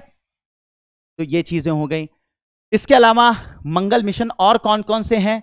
ठीक है, एक्सो मार्स रोवर 2021 में जो अभी लेटेस्ट भेजे गए हैं, लेटेस्ट में बात कर रहा हूं, याद कर लीजिए, कहीं पर एग्जाम में पूछा जा सकता है। तो एक्सो मार्स रोवर 2021 में भेजा गया, यूरोपीय स्पेस एजेंसी का था, यूरोपीय अंतरिक्ष एजेंसी का यान था। ठीक है, तियानवेन 1 भेजा गया, ये चीन का मंगल मिशन है, 2021 में भेजा गया। संयुक्त अरब अमीरात का होप मिशन जो भेजा गया, यूएई का पहला इंटरप्लैनेटरी मिशन था, 2021 में भेजा गया, इसको भी याद रखिएगा। संयुक्त अरब अमीरात ने होप मिशन भेजा था। ठीक है, वो भी 2021 में भेजा था। नासा का भेजा गया था परसिवरेंस रोवर, 2021 में पहुंचा। तो ठीक है, परसिवरेंस रोवर का मतलब होता है कि वहां पर चलने वाला एक गाड़ी, एक रोबोट, जो कि वहां पे चलकर वहां की चीजों को का अध्ययन करे। ठीक है, तो नासा का परसिवरेंस रोवर अभी हाल में भेजा गया। उसके साथ ही, उसी रोवर के साथ, परसिवरेंस रोवर के साथ इनजेनिटी हेलीकॉप्टर भेजा गया था। ठीक है, जो पहली बार किसी दूसरे ग्रह पर हमने अपने किसी चीज को उड़ा कर देखा। ठीक है, उड़ा कर देखा, तो एक हेलीकॉप्टर, वो हेलीकॉप्टर कुछ इस तरीके का दिखता था, आपके जैसा हेलीकॉप्टर नहीं जो यहाँ पे यूज किया जाता है, लेकिन कुछ इस तरीके का दिखता था। ये पहली बार परसिवरेंस रोवर के साथ नासा ने भेजा था। इसके साथ नासा ने भेजा था इसको, और फिर इंजेनिटी हेलीकॉप्टर वहां पे पहुंचा और वहां पर उसने उड़ान भरी और एक इतिहास रचा। तो ये सब याद रखिएगा। ठीक है, तो होप कि ये बात भी आप लोगों को क्लियर हो गई होगी। अब बात करते हैं डार्ट मिशन। डार्ट मिशन क्या था? डार्ट मिशन क्या है, ये भी बड़ी ऐतिहासिक घटना है, ठीक है, बड़ी पहली, देखिए बहुत सारे ऐसे एस्ट्रॉइड माना जाता है कि लगभग हमारी पृथ्वी को 30,503, ठीक है, एस्ट्रॉइड, यानी ये जो उल्का पिंड होते हैं या उल्का पिंड जैसे जो पिंड होते हैं जो पृथ्वी के चारों तरफ फैले हुए मौजूद हैं, ठीक है, और हमेशा ये जो है पृथ्वी के चारों तरफ मौजूद है, करीब मौजूद है, और कभी भी पृथ्वी की गुरुत्वाकर्षण से आकर्षित होकर ये हमारे कक्षा में आ सकते हैं और हमारी पृथ्वी को नष्ट कर सकते हैं, या पृथ्वी में उतना कह सकते हैं कि उस तरीके से नष्ट कर सकते हैं जैसे कि डायनासोर को नष्ट किया था, ठीक है। डायनासोर को एक उल्का पिंड आया था और उल्का पिंड जब पृथ्वी से टकराया तो उसकी वजह से जो बर्बादी हुई थी उसी की वजह से सारे डायनासोर खत्म हो गए, ये कहानी आप जानते हैं। तो इस तरीके के डायनासोर को खत्म करने वाले जो उल्का पिंड हैं, उसी तरीके के 30,503 उल्का पिंड या उसके जैसे जो ऑब्जेक्ट हैं, ठीक है, नियर अर्थ ऑब्जेक्ट इन्हें कहा जाता है, तो ये जो है पृथ्वी के आसपास घूमते रहते हैं, ठीक है, जिनमें से 2304 तो ऐसे हैं जो बहुत खतरनाक हैं, बहुत बड़े हैं, मतलब इनमें से एक अगर अट्रैक्ट हो गया ना तो समझ लीजिए कि मानवता क्या, पूरी पृथ्वी का नाश हो जाएगा। सोचिए इतना बड़ा खतरा हमारे पास मौजूद है। तो अब इतनी मानवता यहां पे रह रही है तो इसको बचने के लिए भी कुछ चाहिए ना। तो ये जो डार्ट मिशन है नासा का, ठीक है, नासा का ये जो डार्ट मिशन है, इसने क्या किया, इस मिशन के तहत क्या किया गया कि पहली बार एक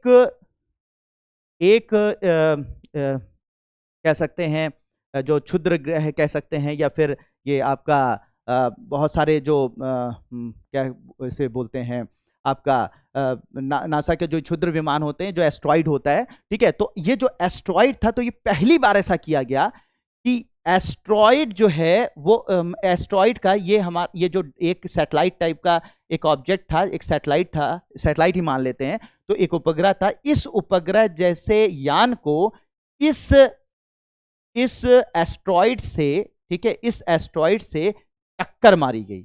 अब जब इससे टक्कर पड़ी तो इसके टुकड़े हो गए और ये अपना रास्ता जिस रास्ते पर था, इस रास्ते से ये निकलकर दूसरे रास्ते पर पहुंच गया, दूसरे रास्ते पे चला गया, ठीक है। तो इससे अब सर फायदा क्या है? फायदा यह है कि पहली बार ऐसा किया गया कि हमने किसी एस्ट्रॉइड को अपने सैटेलाइट की मदद से, अपने यान की मदद से टक्कर मार के उसके रास्ते को बदल दिया, ठीक। अब डार्ट मिशन में तो अगर ऐसा कभी खतरा हमें, जैसा कि मैंने आपको पहले बताया कि अगर हमें हमेशा लगातार 30,503 जो है वो एस्ट्रॉइड से हमेशा खतरा बना रहता है, तो अगर कभी कोई फ्यूचर में ऐसा हो पाया कि कुछ एस्ट्रॉइड पृथ्वी की तरफ आकर्षित हो गए और हमारी पृथ्वी को नुकसान पहुंचा सकते हैं, अगर हमें ऐसा पता चला तो हम क्या करेंगे, समय रहते ही अपने किसी इस तरह के यान की मदद से हम उसको टक्कर मार के उसके रास्ते को दूसरी तरफ डाइवर्ट कर सकते हैं, जिससे कि हमारी पृथ्वी पर होने वाले खतरा टल जाए, ठीक है। तो ये मानवता के लिए, इंसानियत के लिए एक बहुत बड़ा एक्सपेरिमेंट था, जिसमें हमारे ऊपर मंडरा रहे बहुत सारे खतरों से हम निपट सकते हैं फ्यूचर में। तो ये पहली बार ऐसा किया गया, तो डार्ट मिशन इसके लिए था। तो डार्ट मिशन कहां का, किसका मिशन था? नासा का मिशन था, और दोहरा क्षुद्रग्रह पुनर्निर्देशन परीक्षण से नाम दिया गया। हिंदी में क्या नाम दिया गया? दोहरा क्षुद्रग्रह पुनर्निर्देशन परीक्षण कहा गया, डार्ट मिशन कहा गया। और इसने लाखों मील दूर एक हानि रहित उल्कापिंड से टकराया और इस दौरान उसकी कक्षा बदलने में सफल रहा, ठीक है। ठीक है, इसका इंग्लिश में जो पूरा नाम है वो है Double Asteroid Redirection Test. DART का फुल फॉर्म है डबल एस्ट्रॉइड रीडायरेक्शन टेस्ट, इसे कहा गया, ठीक है। इसने किस उल्कापिंड को इसने चक्कर मारी? उसका नाम था डाईमॉर्फोस नाम के उल्कापिंड को इसने टक्कर मार के 26 सितंबर को उसके रास्ते को बदल दिया, ठीक है। और ये एक्सपेरिमेंट पूरी तरीके से सफल रहा, और जब उसको टक्कर मारी तो उसके जो टुकड़े हुए लगभग 10,000 किलोमीटर तक फैल गए। वो टुकड़े जो हैं उसके 10,000 किलोमीटर तक फैल गए, उसके टुकड़े टुकड़े हो गए, और वो अपने रास्ते को, जो उसका बचा हुआ पार्ट था, उसने अपने रास्ते को बदल दिया, जिससे कि हम, मतलब इससे ये एक एक्सपेरिमेंट था। तो ये मॉर्फोस से कोई खतरा हमें नहीं था, लेकिन हमने एक एक्सपेरिमेंट के तौर पर उसे मारकर खत्म कर दिया। तो अगर फ्यूचर में कोई खतरे वाला उल्कापिंड हमारे ऊपर अटैक मतलब आता है तो हम उससे बच सकते हैं। तो ये बहुत ऐतिहासिक घटना थी, ठीक है। तो ये भी आप लोगों को क्लियर हो गया होगा, ठीक है। इसरो का लघु उपग्रह प्रमोचन यान या प्रक्षेपण यान SSLV, ठीक है। तो भारत ने पहली बार 7 अगस्त 2022 को अपने मैंने आपको बताया ना कि भारत में प्रक्षेपण यान जो है वो कौन कौन से हैं। PSLV है, पोलर सैटेलाइट लॉन्च व्हीकल यानी ध्रुवीय उपग्रह प्रक्षेपण यान, ठीक है। फिर उसके बाद GSLV है, जियो सिंक्रोनस सैटेलाइट लॉन्च व्हीकल, ठीक है, भूतुल्यकालिक उपग्रह प्रक्षेपण यान। और फिर उसके बाद हमारे पास हम RLV बना रहे हैं, पुनः प्रयोज्य प्रक्षेपण यान। और चौथा हमारे पास था है SSLV यानी कि आपका लघु उपग्रह प्रक्षेपण यान, ठीक है। तो ये जो लघु उपग्रह प्रक्षेपण यान है इसका पहला परीक्षण भारत ने किया 7 अगस्त 2022 को। और ये अपने साथ जो है ये छोटा उपग्रह है और इसकी जो क्षमता है वो क्षमता ये आप मान लीजिए कि इसकी क्षमता ये है कि 500 किलोमीटर 300 से लेकर 300 किलोग्राम से लेकर 500 किलोग्राम के सैटेलाइट को, सुनिए ध्यान सुनिएगा, 300 किलोग्राम के से लेकर 500 किलोग्राम के सैटेलाइट को ये 500 किलोमीटर की, ठीक है, कक्षा में डाल सकता है, ठीक है। 500 किलोमीटर की लो अर्थ ऑर्बिट यानी निम्न भू कक्षा में ये डाल सकता है, इसकी क्षमता है। तो इसे ये इस क्षमता वाला यान हमने बनाया। तो सर PSLV भी तो ये कर सकता है, बिल्कुल कर सकता है, लेकिन क्या डिफरेंस है अभी मैं बताता हूं। तो ये अपने साथ जो है लेकर गया था 2 उपग्रहों, पृथ्वी अवलोकन उपग्रह EOS-02 अपने साथ लेकर गया था और आजादी सैट नाम का भी उपग्रह लेकर गया था।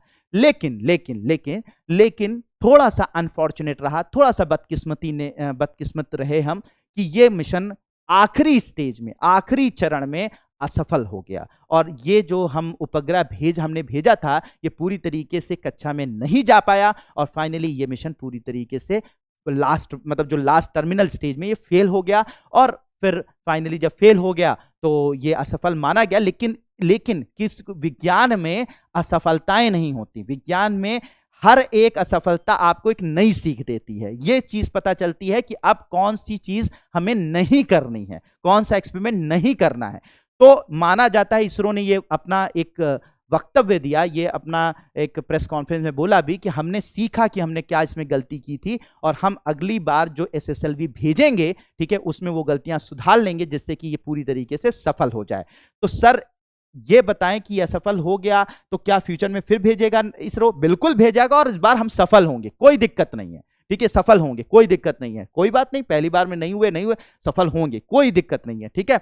और इस बार तो सर क्या इसकी खास बात है SSLV की? ठीक है, तो SSLV की खास बात यह है, ठीक है, PSLV और SSLV में डिफरेंस क्या है? PSLV भी 300 से लेकर 500 किलोग्राम के सैटेलाइट को ले जा सकता है और 500 किलोमीटर की निम्न भू कक्षा में, लो अर्थ ऑर्बिट में, और SSLV भी ले जा सकता है। तो सर डिफरेंस क्या है? डिफरेंस समझ लीजिए। जो PSLV है यानी कि ध्रुवीय उपग्रह प्रक्षेपण यान, तो ध्रुवीय उपग्रह प्रक्षेपण यान जो है 4 स्टेज इंजन इसमें लगते हैं, ठीक है। एक सॉलिड यानी कि एक सॉलिड से चलता है यानी ठोस ईंधन से चलता है, एक तरल ईंधन से चलता है, फिर तीसरा जो चरण है यानी तीसरा जो इंजन लगा होता है उसमें फिर ठोस ईंधन भरा जाता है और चौथे चरण में फिर से तरल ईंधन भरा जाता है। तो इस तरीके से 4 चरण वाला ये रॉकेट होता है। तो इसको बनाना बहुत महंगा और बहुत टाइम टेकिंग होता है, बहुत बनाना महंगा और टाइम टेकिंग होता है, क्योंकि इसमें तरल ईंधन के चरण भी 2 हैं और 2 ठोस ईंधन के हैं। तो दोनों को बनाना और इसको मेंटेन करना अपने आप में महंगा होता है, ठीक है। लेकिन उसी जगह पर अगर SSLV बात की जाए, ठीक है, यानी कि लघु उपग्रह प्रमोचन यान प्रक्षेपण यान की बात की जाए, तो ये जो प्रक्षेपण यान है, ये प्रक्षेपण यान की खास बात ये होती है कि ये ठोस प्रणोदक का उपयोग करता है, ठीक है, ये तरल प्रणोदक का उपयोग जो है वो बहुत कम करता है, ठीक है। तो ये कितने चरण का है? ये सिर्फ और सिर्फ 3 चरण का है। ये 4 चरण का है जिसमें से पहले ठोस, फिर तरल, फिर ठोस, फिर तरल ईंधन उपयोग किए जाएंगे। ये क्या होता है? 3 चरण का, मेनली 3 चरण का। तो पहला चरण, दूसरा चरण और तीसरा चरण, ठीक है। और ये तीनों चरण जो होते हैं वो ठोस ईंधन से भरे होते हैं, ठोस ईंधन से। ठोस ईंधन से। और चौथे चरण में टर्मिनल स्टेज में ये थोड़ा सा लिक्विड यानी कि तरल ईंधन का उपयोग करता है, लेकिन वो बहुत कम होता है, ठीक है, बहुत कम होता है। मेनली ये ठोस ईंधन से लॉन्च होता है, और ठोस ईंधन को मेंटेन करना और साथ ही साथ ठोस ईंधन का उपयोग करना सस्ता भी है और बेहतर भी है, ठीक है, बेहतर भी है। तो एक तो ये डिफरेंस हो जाता है, ठीक है, ये सस्ता होता है और ये महंगा है, और साथ ही साथ बहुत ज्यादा वक्त लेता है इसके बनने में। हाँ, वक्त लेता है। इसको अगर किसी ने कह दिया इमरजेंसी में कि आप मेरा सैटेलाइट, कोई विदेशी ग्राहक आया, उसने कह दिया कि हमारा सैटेलाइट आप लॉन्च कर दीजिए, तो अगर हम पीएसएलवी से लॉन्च करेंगे तो हमें कम से कम हमें 60 दिन का वक्त लगेगा। कितनी दिन? 60 दिन, ठीक है, 60 दिन का वक्त लगेगा, 60 दिन का। मतलब हम, अगर किसी ने मुझे इमरजेंसी में ऑर्डर कर दिया कि कल हमें जो है वो अगले हफ्ते हमारा सैटेलाइट लॉन्च कर दीजिए, और मार्केट तो यार पूरी दुनिया में सब भरे पड़े हैं लोग, सारे लोग कि भाई हमारा लॉन्च कर दीजिए, मतलब हमारा लॉन्च हम 10 दिन में कर देंगे, हम 20 दिन में कर देंगे। तो अगर हम 60 दिन लेंगे, पूरी दुनिया कहेगी हम 10 दिन में कर देंगे, हम 20 दिन में कर देंगे, और हम 60 दिन लेंगे, तो हमारे पास ग्राहक क्यों आएगा अपना सैटेलाइट लॉन्च कराने? तो इसमें 60 दिन का वक्त लग जाता है। अगर आपको सैटेलाइट लॉन्च करनी है तो पूरी तैयारी करने में, इसको बनाने में, इसको तैयार करने में, असेंबल करने में 60 दिन का वक्त लगता है। जबकि जो हमारा एसएसएलवी है, अगर 300 से लेकर 500 किलोग्राम के सैटेलाइट को आप भेजना चाह रहे हैं 500 किलोमीटर की लो अर्थ ऑर्बिट में, तो इसको तैयार करने में सिर्फ 72 घंटे लगेंगे, सिर्फ 72 घंटे, ठीक है, 72 घंटे। मतलब आपने ऑर्डर दिया, सर 4 दिन के बाद आपका लॉन्च हो रहा है, तो भाई हम जल्दी कर रहे हैं। दूसरा, हम ठोस ईंधन का उपयोग इसमें ज्यादा कर रहे हैं, सस्ता पड़ रहा है, तो ठोस की ईंधन का सिर्फ उपयोग हो रहा है तो सस्ता है, 72 घंटे के अंदर हम डिलीवरी दे रहे हैं, ठीक है। आजकल तो वो है ना कि ब्लिंकिट वाला मामला, कि मतलब 2 मिनट में सारी चीजें होंगी, ठीक है। तो वही वाला मामला हो गया कि हम 72 घंटे में आपको डिलीवरी दे रहे हैं, आपका सैटेलाइट लॉन्च कर रहे हैं, सस्ता भी कर रहे हैं, ठीक है, बेहतर ढंग से कर रहे हैं, तो डेफिनेटली ग्राहक हमारे पास आएगा। तो अगर भविष्य में अंतरराष्ट्रीय व्यापार, मतलब जो अंतरराष्ट्रीय अगर कमर्शियल तरीके से देखें, व्यापारिक रूप से देखें, तो ये जो है हमारे लिए बहुत बड़ा इसका योगदान रहेगा फ्यूचर में। तो इसलिए हम एसएसएलवी पर जोर दे रहे हैं, इसलिए एसएसएलवी पर जोर दे रहे हैं, और ये इस बार असफल रहा, लेकिन आगे सफल भी होगा। तो मुझे लगता है ये बात भी आप लोगों को स्पष्ट हो गई होगी, क्लियर हो गई होगी। बिल्कुल कमेंट बॉक्स में कमेंट करते रहिए, ठीक है। चलिए नेक्स्ट मिशन देख लेते हैं, शुक्रयान 1, ठीक है। शुक्रयान 1 मिशन को हाल ही में भारतीय अंतरिक्ष अनुसंधान संगठन इसरो ने कहा है कि हम दिसंबर 2024 तक वीनस मिशन यानी शुक्र पर अपना मिशन भेजने जा रहे हैं, जिसका नाम होगा शुक्रयान 1। याद रखिएगा, शुक्रयान 1, ठीक है। और इस मिशन का उद्देश्य क्या होगा? शुक्र के वातावरण में मौजूद सल्फ्यूरिक एसिड, जो शुक्र ग्रह का वातावरण है वो सल्फ्यूरिक एसिड से बना हुआ है, H2SO4, ठीक है, उससे बना हुआ है। तो ये जो वहां पर सल्फ्यूरिक एसिड के बादल मौजूद हैं, वो कैसे बने, क्यों बने, उनका क्या प्रभाव है क्या प्रभाव है, ठीक है, उनका अध्ययन करने के लिए, साथ ही साथ वहां का जो कह सकते हैं कि वहां का जो सरफेस है, वहां की जो सतह है, वो किन चीजों से बनी हुई है, उन सतह, इस जो सल्फ्यूरिक एसिड है उसका क्या प्रभाव उसकी सतह पर पड़ रहा है, क्या चीजें हैं, क्या रहस्य, बड़ा रहस्यमयी है शुक्र, ठीक है। तो माना जाता है कि उसके रहस्यों को सुलझाने के लिए, शुक्र ग्रह के रहस्यों को सुलझाने के लिए हम शुक्रयान 1 को लॉन्च करने जा रहे हैं दिसंबर 2024 में, इसकी घोषणा कर दी गई है, ठीक है। और इससे पहले जो है नासा ने भी अभी घोषणा की है कि वो शुक्र ग्रह पर 2 रोबोट भेजने जा रहा है, ठीक है। और उन रोबोटिक मिशन का नाम क्या है? द विंसी प्लस, और दूसरा है वेरिटास, ठीक है, वेरिटास। तो वेरिटास और द विंसी प्लस नाम के 2 शुक्र ग्रह पर रोबोट भेजने जा रहा है नासा, ठीक है, नासा भेजने जा रहा है। 2024 में हम शुक्रयान 1 भेजेंगे। शुक्रयान 1 वहां की सतह पर नहीं उतरेगा, उसकी ऑर्बिट में यानी उसकी कक्षा में चक्कर लगाते हुए वहां की चीजों का अध्ययन करेगा, ठीक है। इसका प्रमुख उद्देश्य सीधी सी बात है कि वहां के वातावरण का अध्ययन करना, वहां की सतह का अध्ययन करना, और एक बहुत इंपॉर्टेंट चीज माना जाता है कि शुक्र ग्रह एक जमाने में पृथ्वी जैसा था।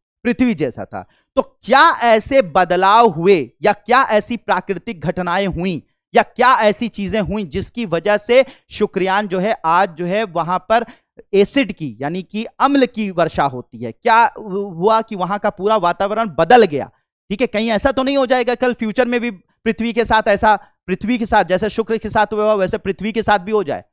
तो क्या ऐसी पॉसिबिलिटी है? तो इन सब चीजों का अध्ययन करने के लिए भी शुक्रयान 1 को भेजा जा रहा है। तो होप कि ये बात भी आप लोगों को क्लियर हो गई होगी। ठीक है, चलिए अब आगे बात करते हैं तियांगोंग। ठीक है, तियांगोंग।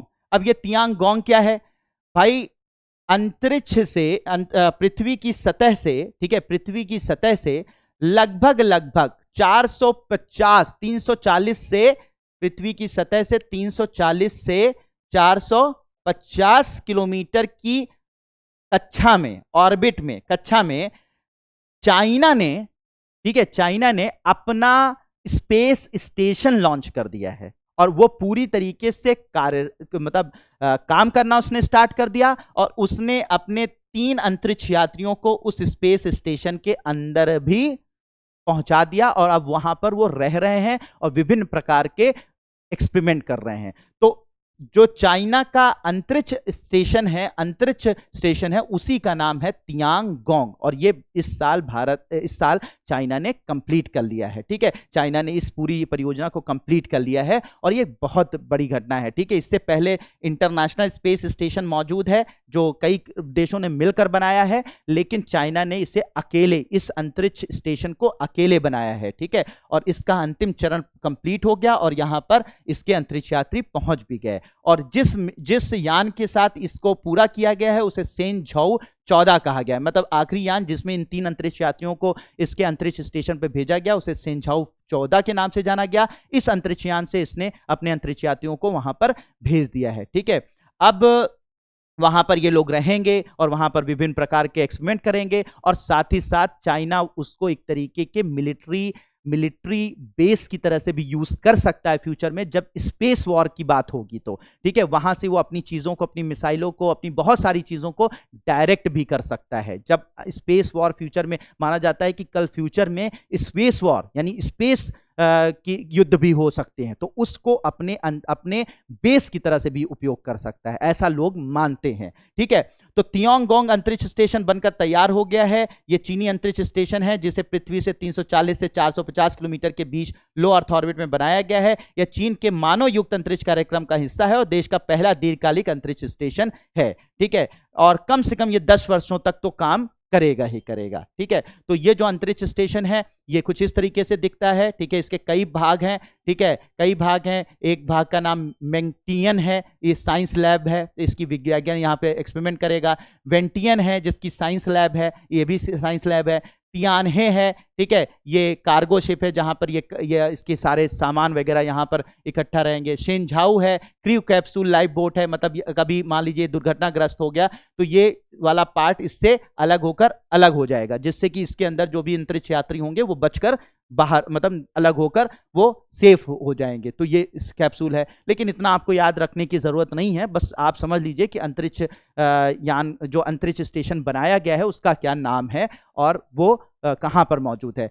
तो एक इंटरनेशनल स्पेस स्टेशन, अंतरराष्ट्रीय अंतरिक्ष स्टेशन की मैं बात कर रहा था, ये तो ऑलरेडी मौजूद है। ये लगभग 450 किलोमीटर की लो अर्थ ऑर्बिट में मौजूद है और इसको जो बनाया है इसको Russian Federal Space Agency RK ने इसको बनाया। जापान एरोस्पेस, यानी कि इसके अंदर रशिया, जापान, कनाडा, ठीक है, और यूरोपीय स्पेस एजेंसी और साथ ही साथ नासा। ठीक है, तो नासा, जापान और रशिया और साथ ही साथ यूरोपीय स्पेस एजेंसी और कैनेडियन स्पेस एजेंसी, ठीक है, ने मिलकर इस अंतरराष्ट्रीय अंतरिक्ष स्टेशन को बनाया था, जो 2011 के करीब जो है वो पूरी तरीके से काम कर रहा है, बहुत अच्छे से काम कर रहा है। ठीक है, काम कर रहा है और अच्छे से काम कर रहा है, 450 किलोमीटर पर मौजूद है और अब इसका लाइफ स्पैन खत्म होने वाला है। और इसमें एक इंपॉर्टेंट बात आपको और बता दूं कि रशिया जो है वो कह रहा है कि अब हम इसके भाग नहीं रहेंगे। ठीक है, 2024 में तक उसका समय है, मतलब उसका माना जा रहा है कि उसका कोलैबोरेशन है, तो 2024 तक वो उसमें रहेगा, इस इंटरनेशनल स्पेस स्टेशन में रहेगा। और उसके बाद किसमें, चाइना वाले में नहीं, जो अंतरराष्ट्रीय स्पेस स्टेशन जो इन देशों ने मिलकर बनाया है।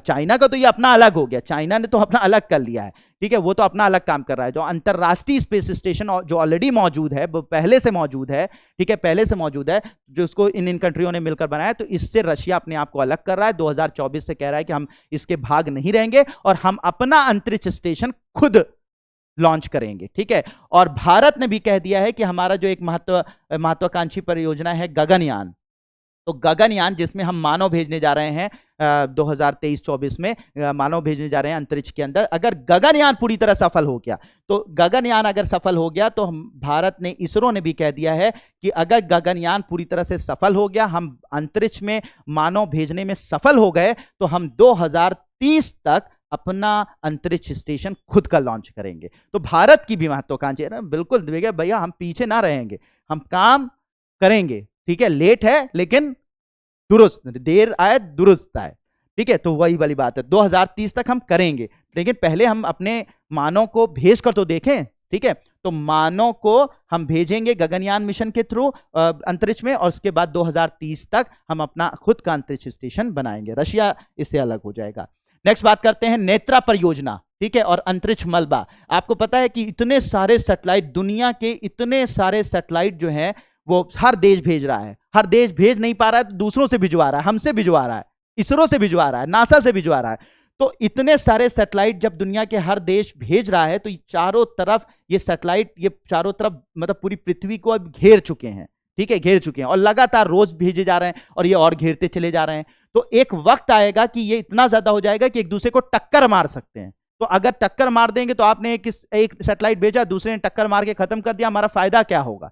तो ऐसी कंडीशन से बचने के लिए भारत ने नेत्रा परियोजना लॉन्च की है, जिसमें अंतरिक्ष मलबे को हम पहले ही प्रेडिक्ट कर लेंगे कि कोई सैटेलाइट अगर हमारे सैटेलाइट से टकराने की कोशिश करेगा, तो हमें पहले ही पता चल जाएगा कि ये हमारे सैटेलाइट को इस अंतरिक्ष मलबे से समस्या हो सकती है, परेशानी हो सकती है। तो हम पहले ही, कुछ घंटे पहले ही बता देंगे, जिससे हम अपने सैटेलाइट का मार्ग थोड़ा सा विचलित कर दें, थोड़ा सा अलग कर दें, जिससे कि उस मलबे से टकराने से हमारा सैटेलाइट बच जाए और हमें कोई नुकसान ना हो। तो इस नुकसान से बचने के लिए जो परियोजना, अंतरिक्ष मलबे के नुकसान से अपने सैटेलाइट को बचाने का जो प्रोग्राम है, उसे नेत्रा परियोजना कहा गया है। ये इसरो की परियोजना है, ठीक है, इसरो की परियोजना है, जिसके अंदर हम क्या लगाएंगे, रडार का उपयोग करेंगे और ऑप्टिकल टेलीस्कोप का उपयोग करेंगे, जो यहां से रहकर, पृथ्वी पर रहकर और हमारे अंतरिक्ष के कचरों को ढूंढता रहेगा, देखता रहेगा, ट्रैक करता रहेगा, और किसी सैटेलाइट को अगर हमारे नुकसान पहुंचने वाला है तो पहले से ही बता देगा, तो हम आसानी से उसको रास्ते से हटा देंगे, या हमारा सैटेलाइट के रास्ते को थोड़ा सा चेंज कर देंगे, जिससे कि हमारे सैटेलाइट को नुकसान ना हो, ठीक है। तो इसका जो फुल फॉर्म है, network for space object tracking and analysis, Netra परियोजना कहा गया है, ठीक है। तो नेत्रा परियोजना जो है वो एक निगरानी और ट्रैकिंग नेटवर्क स्थापित करने का है, जिसमें 1500 किलोमीटर तक की दूरी में किसी भी तरीके का अगर अंतरिक्ष कचरा हमारे सैटेलाइट को नुकसान पहुंचाएगा, तो इससे हम पहले ही पता पा जाएंगे। तो होप कि ये बात भी आप लोगों को समझ में आ गई होगी, ठीक है। फिर बात करते हैं GSAT-7B और भारत के अन्य सैन्य उपग्रह। GSAT-7B, हाल ही में रक्षा मंत्रालय ने GSAT-7B उपग्रह हेतु स्वीकृति प्रदान कर दी है। यह उपग्रह भारतीय सेना के लिए एक समर्पित उपग्रह होगा। यानी GSAT-7B जो है वो लॉन्च करने जा रहा है भारत, जिसमें ये भारत में ये होता ये है कि कभी ये एक तरीके का कम्युनिकेशन, एक तरीके से कह सकते हैं दूरसंचार उपग्रह होगा। और ये दूरसंचार उपग्रह तब काम आएगा आर्मी के, जैसे कि अभी चीन, पाकिस्तान हर तरीके से हम पर खतरा मंडरा रहा है।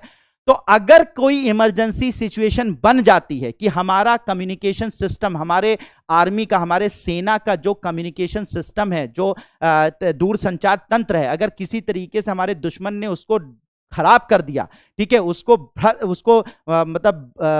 उसको डैमेज कर दिया, उसको बर्बाद कर दिया, और ऐसी इमरजेंसी सिचुएशन बन गई कि वॉर हो रही है, पाकिस्तान से, चाइना से, किसी से हो रही है, और उस वक्त हमारा अगर ये टेलीकम्युनिकेशन नेटवर्क जो हमारा दूरसंचार तंत्र है, आर्मी का दूरसंचार तंत्र है, अगर वो नष्ट हो जाता है, तो ऐसी कंडीशन में हमारे काम आने वाला है GSAT-7B, ठीक है, जिसको भेजा जाने वाला है और इसकी स्वीकृति प्रदान कर दी गई है। तो इमरजेंसी सिचुएशन, इसे बोला जाता है फेल सेफ पोजीशन। जब हमारा नॉर्मल सिस्टम जब फेल हो जाता है, जब वो असफल हो जाता है, तब जिस सिस्टम का उपयोग किया जाता है, अल्टरनेटिव सिस्टम का उपयोग किया जाता है, ठीक है, तो उसे बोलते हैं फेल सेफ स्थिति में हम क्या करेंगे, GSAT-7B का उपयोग करेंगे, जिससे ये संचार सहायता प्रदान करने में मददगार होगा। साथ ही साथ दुश्मन पर नजर भी रखेगा कि वो कौन कौन सी एक्टिविटी कर रहा है अपने बाउंड्री पर, ठीक है, बाउंड्री पर, ठीक है। तो उसके उस पर निगरानी रखने के लिए और साथ ही साथ अगर हमारी संचार व्यवस्था फेल हो जाती है तो फेल सेफ पोजीशन में अपने आप को बचाने के लिए फेल सेफ पोजीशन में इसकी इनसेट GSAT-7B के मदद ली जाएगी। तो इसको अब भेजा जाने वाला है, ठीक है। तो सीमावर्ती क्षेत्रों में अपनी निगरानी बढ़ाने में मदद करेगा। वर्तमान में भारत के पास 2 और समर्पित सैन्य उपग्रह हैं। हमारे पास अभी 2 सैन्य समर्पित जो उपग्रह हैं वो 2 हैं, ये तीसरा होगा। कौन कौन से नाम है? GSAT-7 रुक्मणी नाम का एक उपग्रह है जो सैन्य सेवा को समर्पित है, और GSAT-7A है जिसे एंग्री बर्ड कहा जाता है। ये भी GSAT-7 जिसे रुक्मणी, GSAT-7A एंग्री बर्ड कहा गया है। ये 2 उपग्रह ऑलरेडी मौजूद हैं, ठीक है, मौजूद है कक्षा में, जो हमारे सेना की मदद करते हैं। GSAT-7B फ्यूचर में भेजा जाएगा, ठीक है। और ये हमारे लिए बहुत ही महत्वपूर्ण पड़ाव है, ठीक है। तो होप कि ये सारी जानकारी आज आप लोगों को बहुत बहुत मददगार आपके लिए साबित होगी और बहुत ही अच्छे से आपको मैंने समझाने का प्रयास किया, जो भी मेरा प्रयास रहा, ठीक है, कि मैं आपको बहुत ही सिंपल भाषा में चीज़ों को समझा पाऊँ। तो अगर ये वीडियो, ये जानकारियां अगर आपको पसंद आई हैं तो कमेंट बॉक्स में ज़रूर कमेंट कीजिए, दूसरों तक पहुंचाइए, दूसरों लोगों से शेयर कीजिए, जिससे कि और लोगों को भी सहायता मिल सके, ठीक है। इसके दूसरे पार्ट के साथ मैं फिर दूसरे वीडियो में हाजिर होऊंगा और आप लोगों को और भी बेहतर जानकारियां अन्य विषयों की भी दूंगा, ठीक है। तो thank you so much and may God bless you all.